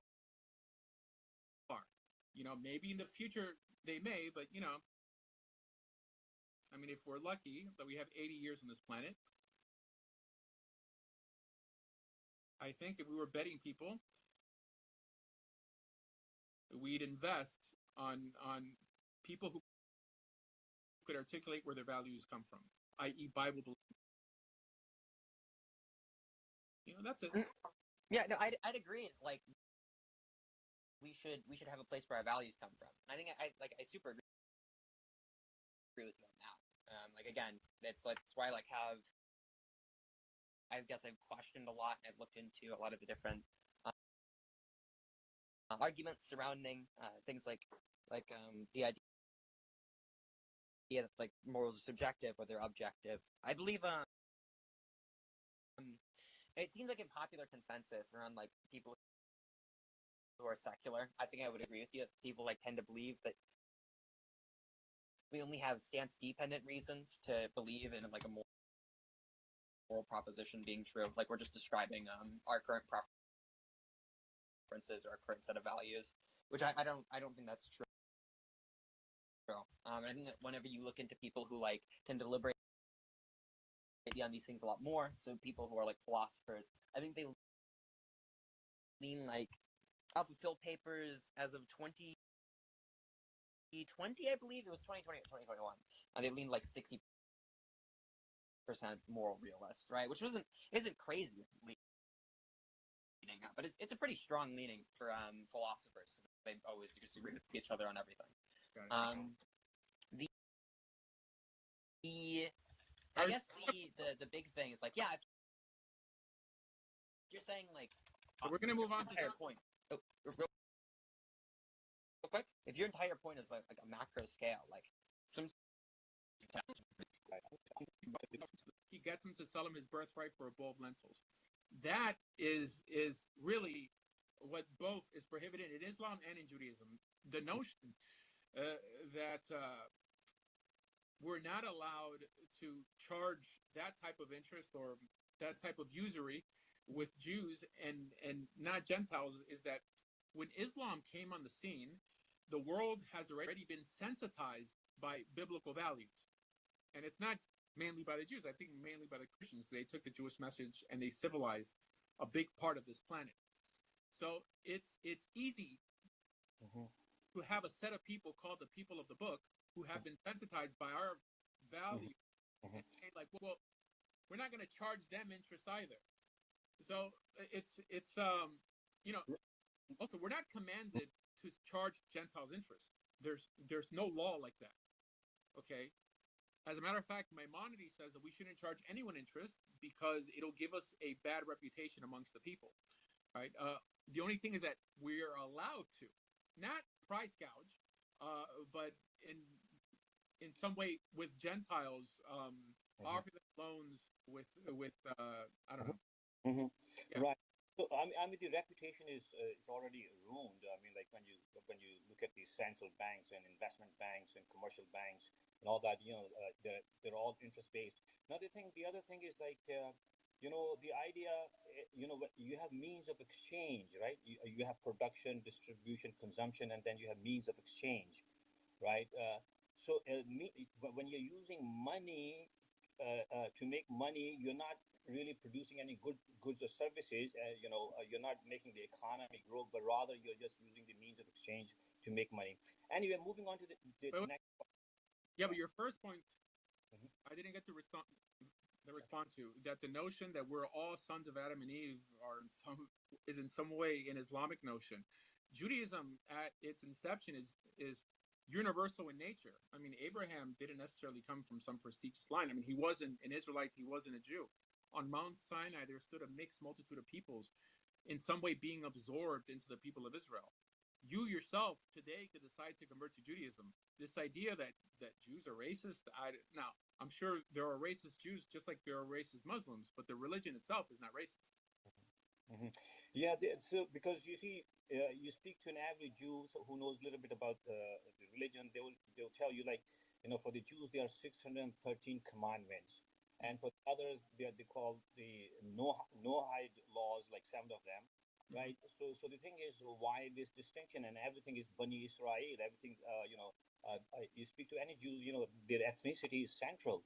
Now, even if you look at Israel right now, their issue is primarily over ethnicity. Here's the Arabs, and you have the Jews, and that is at the core. Other than nationalism, imperialism, Zionism, but the difference being the racial difference. Okay, so the thing is, like, the first commandment in the Quran is, "O mankind, submit to your Lord who created you, so that you may attain God consciousness." Well, It's not Samaj Israel. let me respond every minute, at least. So, what they do in the state of Israel, they don't do it in the name of the Torah. The state of Israel is a secular country. So, one shouldn't bring up what secularists do. And in terms of Jews being bound to 613 laws, has nothing to do with their ethnicity. It's if you've accepted these laws upon yourself, whether you have a Jewish mother or not, you're bound to those laws. I think the system is more primitive when you begin to thrust your laws on people who never accepted them. That's the whole notion of the 7 Noahide laws. If a Gentile never accepted to keep the Sabbath, never accepted to keep Passover, now suddenly I'm going to adjudicate them by not keeping a law that they happen not to be convinced of. I think that's a primitive approach. Saying that people who haven't accepted the Torah are judged by a bare standard of decency, I think, is a very sophisticated idea. And Islam has the same idea, by the way. The notion of dhimmi, that not everyone has to convert to Islam, that if you live as a decent individual, paying a certain tax, and there's certain limitations. Every caliphate treated them differently and created different limitations for them, like walking on the other side of the street, they couldn't ride a horse, whatever. It shows that we shouldn't thrust, especially our ceremonial precepts, on people who never really accepted them. Mm-hmm. Right. That Zimmi thing is, this was only for those who were fighting against the state. So this was a tax that was put on them, but they were exempt from military service and from paying zakat. That's another religious tax. So since they were not believers, that they didn't have to pay that. But now moving on to another. Are Christians dhimmi?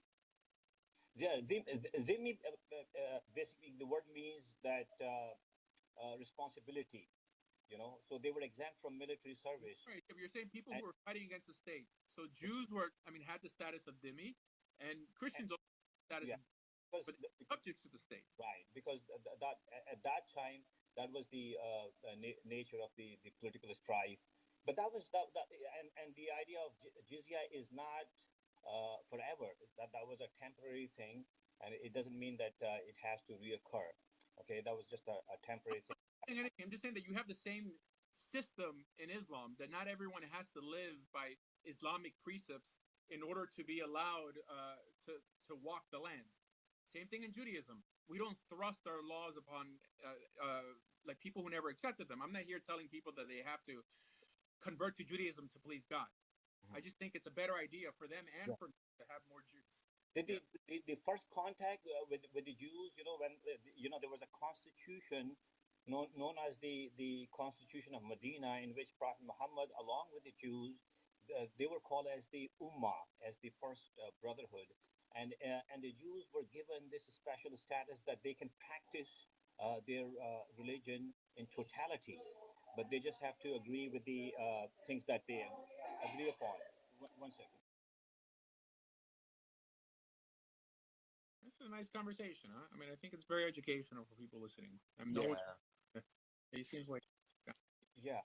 So the thing was, they were allowed to practice their criminal law and their civil law. They were only held contractually, responsible for the deals that they made regarding common defense, not aiding the foreign enemy, etc., etc., common currency, and things of that nature. So initially they were called Ummah. Ummah means like one nation. Yeah, it's the same word in Hebrew, by the way. And by the way, it was when the Prophet when the prophet entered Medina, it was the Jews who were actually waiting for him to come, and it was the Jew who announced, "Here comes the prophet." But later on, they had resentment because they were expecting him to be from sort of like from Bani Israel, but he was from Bani Ishmael, so that was one the racial part that lingered on. You have to excuse me, like if I don't agree completely with your rendition, because this is what appears in your text. So I mean, I'll take you at your word, but I mean, don't accept me to think that you're uttering the words of God here, right? Yeah, no problem. So Okay. Okay, now the other thing is the idea of the hereafter. Why is that? Show me how is that attractive to me. Say, I'm a Muslim. I have a very in Islam. There's the hereafter is very glorious. It's very fantastic. It's amazing. So give me something comparable. Like why should I be attracted towards the Jewish idea of the hereafter? Whereas the Islamic idea, I find it quite attractive. Show me what do you have to offer for the hereafter. I mean, I have no issue with Islam in some way embellishing the afterlife, but you have to acknowledge that anyone here could pay George Lucas, I mean, to write a better rendition of the afterlife. I think anyone who follows a religion because of what incentives they give you to follow it sounds almost like the Democratic Party, right? Incentives are more addictive than drugs. I think that mature people follow a certain path or lifestyle because it's the right thing to do, and it leaves this world a little better for their children. It seems when we embellish the afterlife too much, people are dying to enter it. And taken to its weirdest conclusion, you have people blowing themselves up trying to get there. All right. And I understand, Jews invented martyrdom. The idea of dying for the sake of God was a Jewish notion. This is what Samson did. He collapsed the temple upon himself for the glory of God. To die was called Al Kiddush Hashem. I dig it, but that's not where we should be when choosing God or choosing our religion. What he promises us or what he's trying to keep us out of. Right? This is why heaven and hell, although they are Jewish notions, they don't appear in our Bible. They're later developed ideas. But it seems God wants us to do the right thing because it's the right thing to do, not because of heaven and hell. Yeah, but in the case of Islam, being successful in the hereafter is predicated on being successful in this world. You have to earn your paradise. It's not automatic, meaning by being righteous and moral and standing up against corruption and establishing social justice and serving humanity and controlling your own, overcoming your own evil inclinations. So it is based on that. If you're successful here, then if God he judges you on the day of judgment, if you qualify, then you are given a reward, paradise. And the highest reward in paradise in Islam, and you can also let me know what's the highest reward in Judaism, is meeting God face to face. You see, seeing a God face to face, that's the highest reward in Islam. What is the highest reward in Judaism? There's so many different opinions. From a personal perspective, I rather see my loved ones in the afterlife than meet God, honestly. No, that's given. That's given. That's going to be there. If they're believers, right? If your family, someone in your family disowns God, disowns the Torah, disowns Moses, and he's saying, well, because he's my family member, I should have. Maybe you can make a supplication to God, let him off the hook, or show clemency. If God accepts, that's fine. But that just being a family member doesn't automatically qualifies him to enter paradise. One problem with the afterlife, I mean, it's very similar to when Nancy Pelosi was trying to pass a 10,000-page bill, that you have to pass the bill to know what's in the bill. In other words, you have to live an Islamic lifestyle to possibly make it into this place that you're talking to me about. Every reward and every punishment that's mentioned in the Torah happens on this planet. Why? So it's verifiable. So your children could see what happens. I mean, don't be honest with me. Well, doesn't that seem like a more reasonable, a better path than to offer things that the only way you can validate are true or false is by dying first, right? And don't get me wrong, Jews believe in a heaven and a hell, and they could also embellish the idea. But I think it's not a sophisticated approach to religion, and it makes us look primitive Okay, but in the hereafter, yeah, in the hereafter, what is the highest reward that a Jew can earn? What is the highest reward for Prophet Moses in the hereafter, according to Judaism? I mean, I don't know what highest is. I mean, it depends. I've heard rabbis say, and of course, I'm not. These guys aren't speaking for all of Judaism. That the hereafter, you're basically in a room learning Torah with the greatest Torah scholars in the world. I would find that boring as hell. Okay, but this is what people. There's many different opinions on this. It's all opinion. It depends what you like. If you like chocolate, you're gonna find yourself in the Willy Wonka chocolate factory, right? If you like women, you're gonna have 72 virgins, right? Dark-eyed virgins. You you'll be able to drink wine as much as you want, like Islam teaches. It depends what you happen to like. So to bring it into a religious discussion is to in some way lower the bar, right? And I think I don't know. I mean, I get more excited when I win an academic over to my belief system. People who would have come anyway, like if I bought them a 40 ounce of beer. Okay, all right. Now, another question.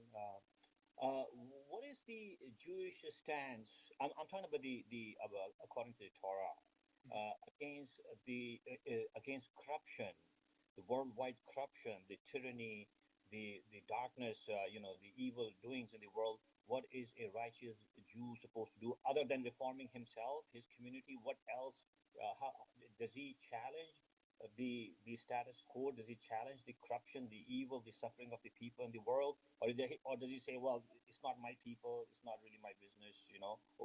What is the stance in Judaism? So, although Judaism has a very universal nature to it in terms that anyone could become part of Israel, the laws that appear in the Torah do not have jurisdiction outside of the borders of Israel. Truth is, we could expand those borders if we were powerful enough. But it seems that if people wanted to live a destructive lifestyle, it would benefit them not to live in the land of Israel. God said that you're entering a land that devours its inhabitants. There's a certain standard you have to live by if you're going to live in the land of Israel. About everyone outside, it says that the people outside will look inside and say, what a wise and discerning people, that we should want to join them or be like them. And that's what it means to be a light to the nations, to live by example so people could begin to emulate you. Right? Now, that doesn't mean building a fence and doing everything in secret. It means letting people know what's factual about Judaism, that they could join if they want to join. Yes, the job of the Jew is to in some way bring Israel wherever he happens to be. Right.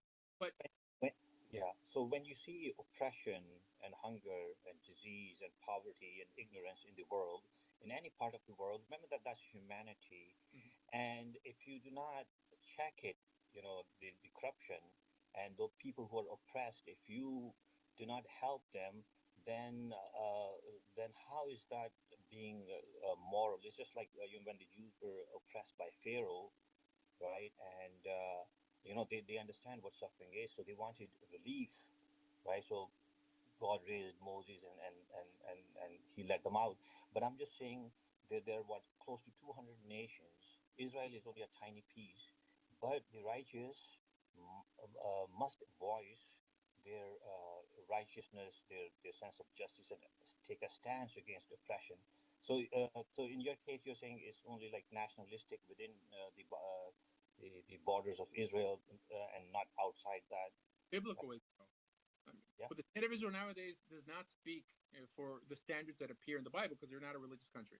Now, putting religion aside, you do know that in the medical field, Jews are disproportionately represented. In the legal field, they're disproportionately represented. That means this is dealing with life and it's dealing with justice. Jews are big philanthropists. They give a lot to the world. I'm just telling you what the Torah requires. I'm not telling you what the average Jew does. The average Jew gives a lot.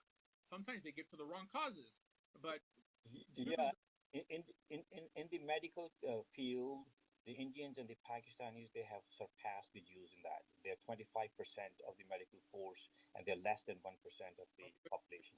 hold on. I didn't say that there were more Jews than any other group. I said they're disproportionately represented. That depending on the size of the Jewish people, I mean, how are you going to mention Indians and Pakistanis? There's 1.3 billion. No, You know, within the U.S., within the U.S., within the U.S. Right, that's what I mean. That per capita, because there's probably less than, I think maybe 9 or 8 million Jews in America, they're disproportionately represented in that field. I'm not saying that the majority of doctors are Jews. I'm just saying, just like Jews are disproportionately represented with Nobel Prize winners, this and that. It's only in countries that are already progressive, right? So countries that have Jews in them. Right, and countries which are liberal, which are progressive, which where they have institutions and they believe in education, they invest in education. There you'll find Nobel Prize winners. But in other countries, if Jews are living in Afghanistan, for instance, or Iran, or in Argentina, you won't find many because the institutions are still very backward and they're not fully developed. So anybody who... but let's not move the goalpost. Yeah. The reason I said this was because you said that it seems that Jews are only preoccupied with themselves, and that's typically not the case with the Jewish people, religious or not.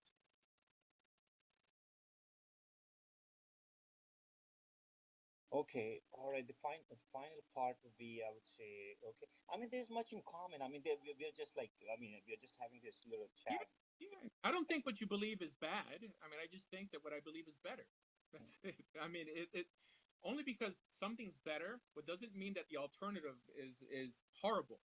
I wish that every secular Jew, if he's not going to embrace a religious existence amongst the Jewish people, that he would become an ethical Muslim. Okay. Now, I hope that you feel the same way. If someone who happens to be born of Islamic parents just is not interested in Islam, would you rather them remain an atheist or become Jewish? No, the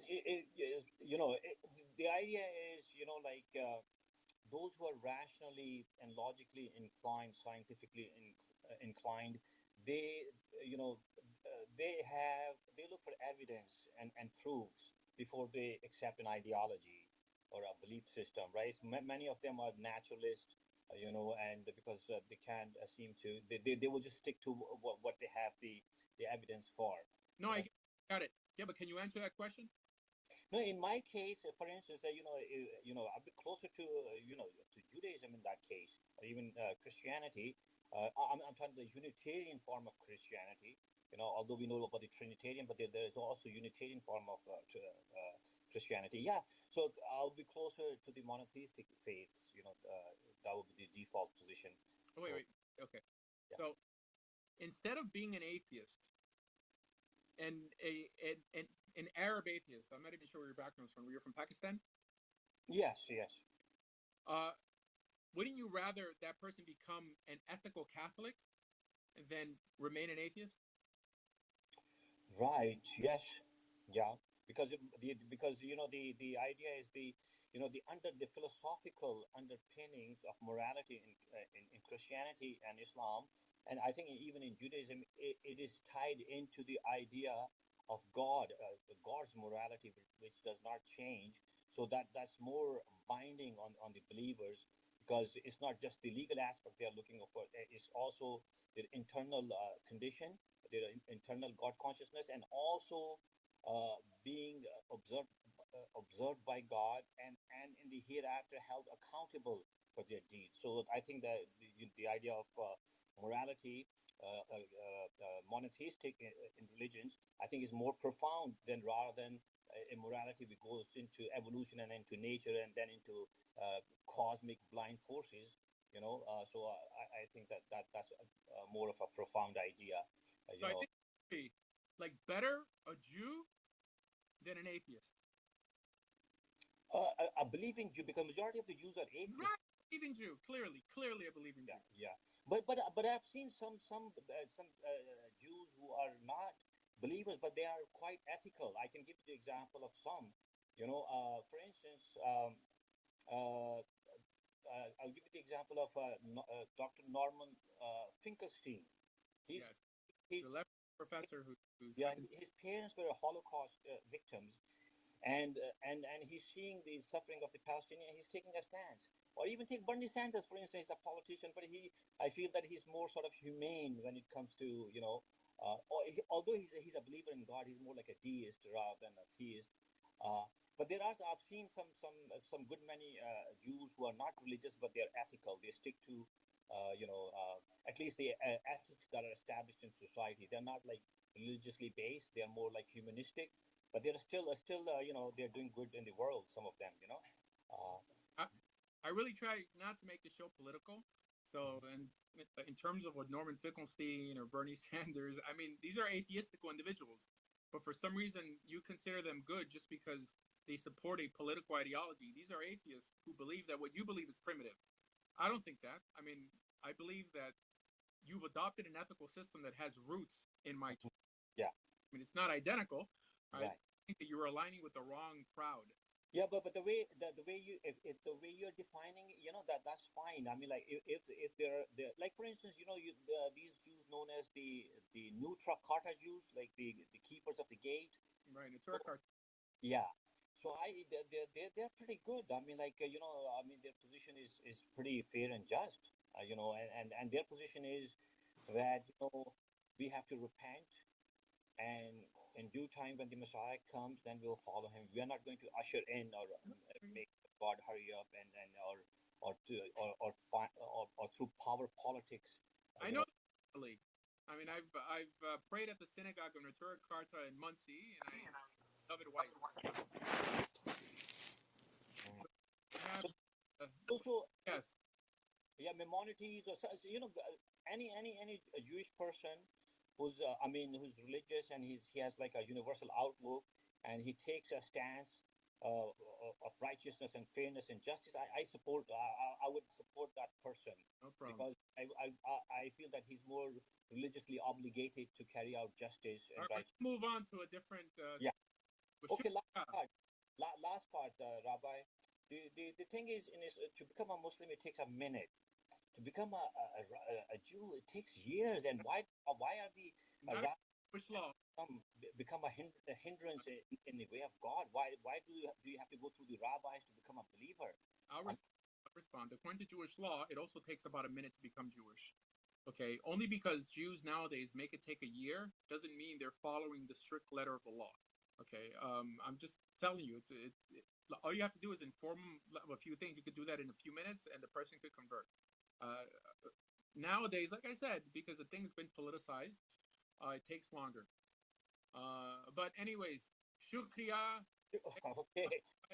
All right. Thank you so much, Rabbi. Always a pleasure talking with you. Have a good night. Have a good night. Okay, shukriya. Yeah, you're welcome. Okay. All right. Welcome, Mboyo. Yes. Yeah, it's right side. Yeah. So I got a question, right? I'm an atheist, right? I'm an atheist. Right. So what is like the Jewish religion? Like what is it about? So I think from God's perspective, it's ultimately an experiment. Mm-hmm. He's trying to see if humanity is smart enough to go with what works. In life, it's typically a war between good ideas versus bad ideas. Mm-hmm. The Torah has been one of the most influential books in history for a reason, because it works better than everything else. It has a better track record. Societies that are built off of biblical values, whether they're Christian societies or Islamic societies, produce better people than completely atheistical societies. The reason I say completely is because you have Scandinavian countries that, by the way, all have a cross on their flags for a reason. That 50 years ago, they were almost all religious, so they're dealing with what's called cut flower ethics. It's easy to claim to be ethical and atheistical when you have grandparents or parents who are religious and you're entrenched in a society that's built off of biblical values. So that's it. It's just peddling good ideas or better ideas. Mm-hmm. One more thing. You want to hear a funny thing I did to one of my Jewish friends one time? Yeah. I threw 10,000 pennies at him. All right, moving forward. Okay. Well, I think we just encountered. No, I kicked him off. It's fine. I mean, I was gonna let him finish the joke, but I don't want him to curse or anything like that. Yeah. It's fine. I mean, it doesn't bother me, and it shouldn't bother Jews out there also. I mean, you have to have thick skin. I mean, that's what a sabra is, right? A sabra is hard and thorny on the outside, soft on the inside. Well, you have to, you know, hard all the way through. Man up, Israel. Man up. I tell you, there was these Black Hebrew Israelites that had a channel or like an organization called Man Up Israel. Right, that's pretty cool. Man Up Israel Ministries. Man Up Israel Ministries. That's it. Anyways. Oh my God. No, I think it's good. The nice back and forth. If you let them make their point, I do have to cut them off a little because I mean they'll go on, and they won't even blink or take a breath. They're like that crazy lady Andrea. She's look at her eyes. No, absolutely. Yeah, I mean she's like da da da da da. Anyways, fine. No, the whole point of a dialogue is a nice back and forth. Right? I mean, you could check the person when he in some way misrepresents your religion. You know, generalize, give an example. Da, da, da. You know, it's like a chess match, or like dancing salsa, right? I mean, I have to put it in a way that you understand. You know, it's like 1 foot forward, 1 foot back, right? I mean, Boricuas, they know what's up. No, absolutely. Rav, for all of the viewers watching, let them understand why you're proselytizing. I don't feel that it's an obligation to bring people to Judaism. I just think it's a good idea. Now, there's no law in Judaism that prohibits this. And history tells us that Jews used to proselytize. Now, what does proselytize mean? I mean, people think it's like Mormons going door to door telling people that if you don't do this, you're going to go to hell. That's not what we're doing here. We're just letting people know that it's possible. And perhaps if you don't have an ethical religion to call your own, Judaism might be for you. It might not be for you, right? It's not for everybody. I'll tell you, my father was like a few years back. He was the victim of a home invasion, probably 15 years ago. And then whatever, he was dealing with stuff, and he wanted to come closer to God. So he came to me. I was the religious one in the family, and he asked me what to do. And he probably thought I was going to send him to a synagogue, and I said no. I told him, go to your local church. Because I knew if I sent him to a synagogue, he'd probably kill himself. You know, like I'm just being, right? I mean, I've never been asked, you know, to move off of someone's seat in a church. I'm just trying to be honest. All right. I mean, Judaism is great for different reasons. There's a lot of nonsense you have to put up with, but the level the level you're going to reach theologically in the Jewish world is going to surpass very much so what you would learn as a Christian or a Muslim. For some reason, and I don't really want it to be like that. I want to see a good debate between a Messianic Jew and an Orthodox Jew. They just don't exist. Why? I think because the average Messianic Jew, every class has to start with Jesus and end with Jesus, right? I told Michael Brown this. I said, like, you know what? With as much as you guys study this and that, right? I mean, Michael Brown butchers the Hebrew. I wish that you could reach higher heights, but it seems that this religion in some way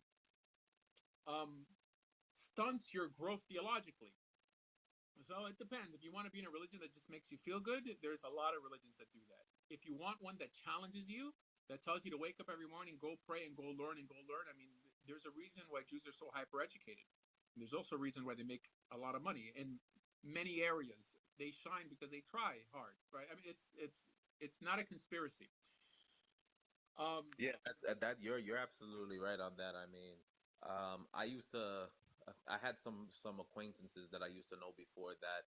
Of course, the first foot forward when speaking about Jews was always, oh, Jews own all the banks and Jews got a lot of money and Jews this and Jews that and Jews are rich. But I told them, and so I told them because I used to work in Borough Park in Brooklyn, and my boss also used to have me over for Shabbat all the time. So I was well acquainted with him and his family. And I was the one in the office that had to do with organizing everybody's timesheets for payroll. Now, my boss, on average, he himself was putting in 77 hours, 80 hours, 68 hours, right? Most of the people just think that, Jews are just like sitting back and money is just raining on them from our check that we got from the elders of Zion, and yet they believe all this mumbo jumbo, and they don't understand that a lot of the reason why a lot of a lot of our people have money is because they go out there and they try and they kill themselves, but they get where they gotta go. I wish I got that check. So I could buy the Jew gold. Oh yeah, absolutely, absolutely. So I'm still waiting for mines after the whole space laser incident. Yeah. No, there's a lot of Jews who are not affluent, especially in Orthodox communities. There are a lot of Jews that are poor. Yes, yes, yes. When you walk into the synagogue, there's many people asking you for tzedakah. They have letters from the rabbi, this and that. There are Jews who aren't affluent. Absolutely, especially in Purim. I mean, I mean, if you go to Borough Park, Crown Heights, and stuff like that, you'll see Orthodox Jewish men standing outside asking for tzedakah, tzedakah, tzedakah, tzedakah. I mean, it's just what it is. Yeah, so there's people out there who want to join, but you can't join unless you have 1,000 subscribers. I mean, that's just TikTok's rules. So it's not that I don't want you. Yeah, TikTok's. Yeah, I mean, they do that, I guess, to limit the riffraff. But I don't know. I mean, I guess I could always just kick them off if they're jerky. But yeah. All right. It says I need live access. Yeah, it'll say that you need not live access, but you don't have 1,000 followers. Now, what you could do is buy subscribers or something and get 1,000. There was a guy who came out here, and one day he had he was able to get 1,000 in one day because he just paid like $20 on the internet, something like that. And anyways, yeah, it's a shame. I mean, I wish. The truth is, there's more people who could challenge me like that. The average rabbi here doesn't have 1,000 followers. I guess they don't spend too much time. Absolutely.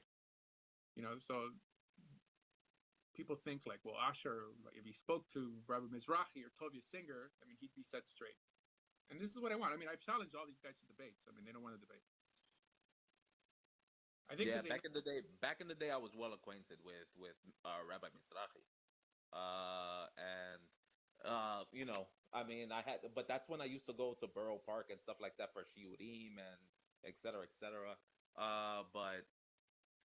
Yeah, I stopped going to Brooklyn because I literally live. I mean, I didn't used to have a car, and I used to live like a 2-hour train ride away.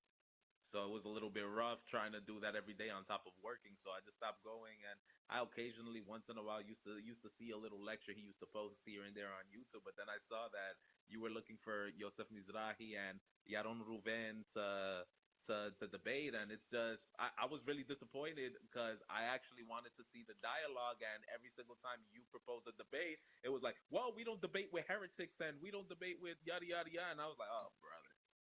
No, I think they know what's up. I mean, I've debated many rabbis, and not to mention Christians, atheists, and Muslims. So in terms of who has more experience, like just on that, I mean, I'd win it. I mean, also, I've been religious longer than they've been religious. I mean, I have kippahs older than Rabbi Yaron Ruben has been religious. I mean, these guys are. Look, I'm sure these guys in their personal life are nice people. They just spew a lot of hatred, and I'm not for that gloom and doom, scaring people. Yeah. Who follow them are typically like Bukharian or like people who are who typically follow a more primitive approach to religion, right? That you have to scare them into being frum. I mean, Spartan are like that also. I mean, Spartan, you have to yell at them, this and that. While Ashkenazim, but you yell at them, they'll walk out, right? So I prefer an Ashkenazi crowd to a Sephardi crowd. I mean, it's just me.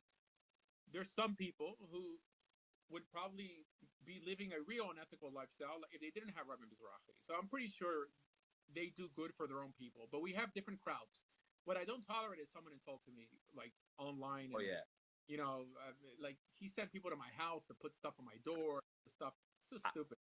I'm assuming that was more Yaron Ruven than Yosef Mizrahi, because I feel like Yosef Mizrahi didn't really even hardly engage. Yaron Ruven, I know, was like on you for a while.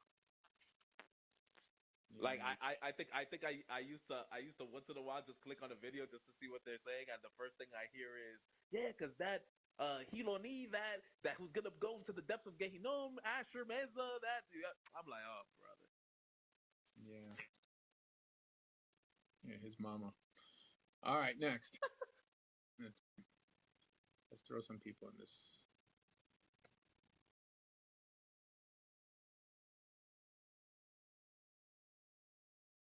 I think because it's Sunday, everyone's winding down. Yeah, we should stab out also. I mean, it's midnight already. All right, guys, on that note,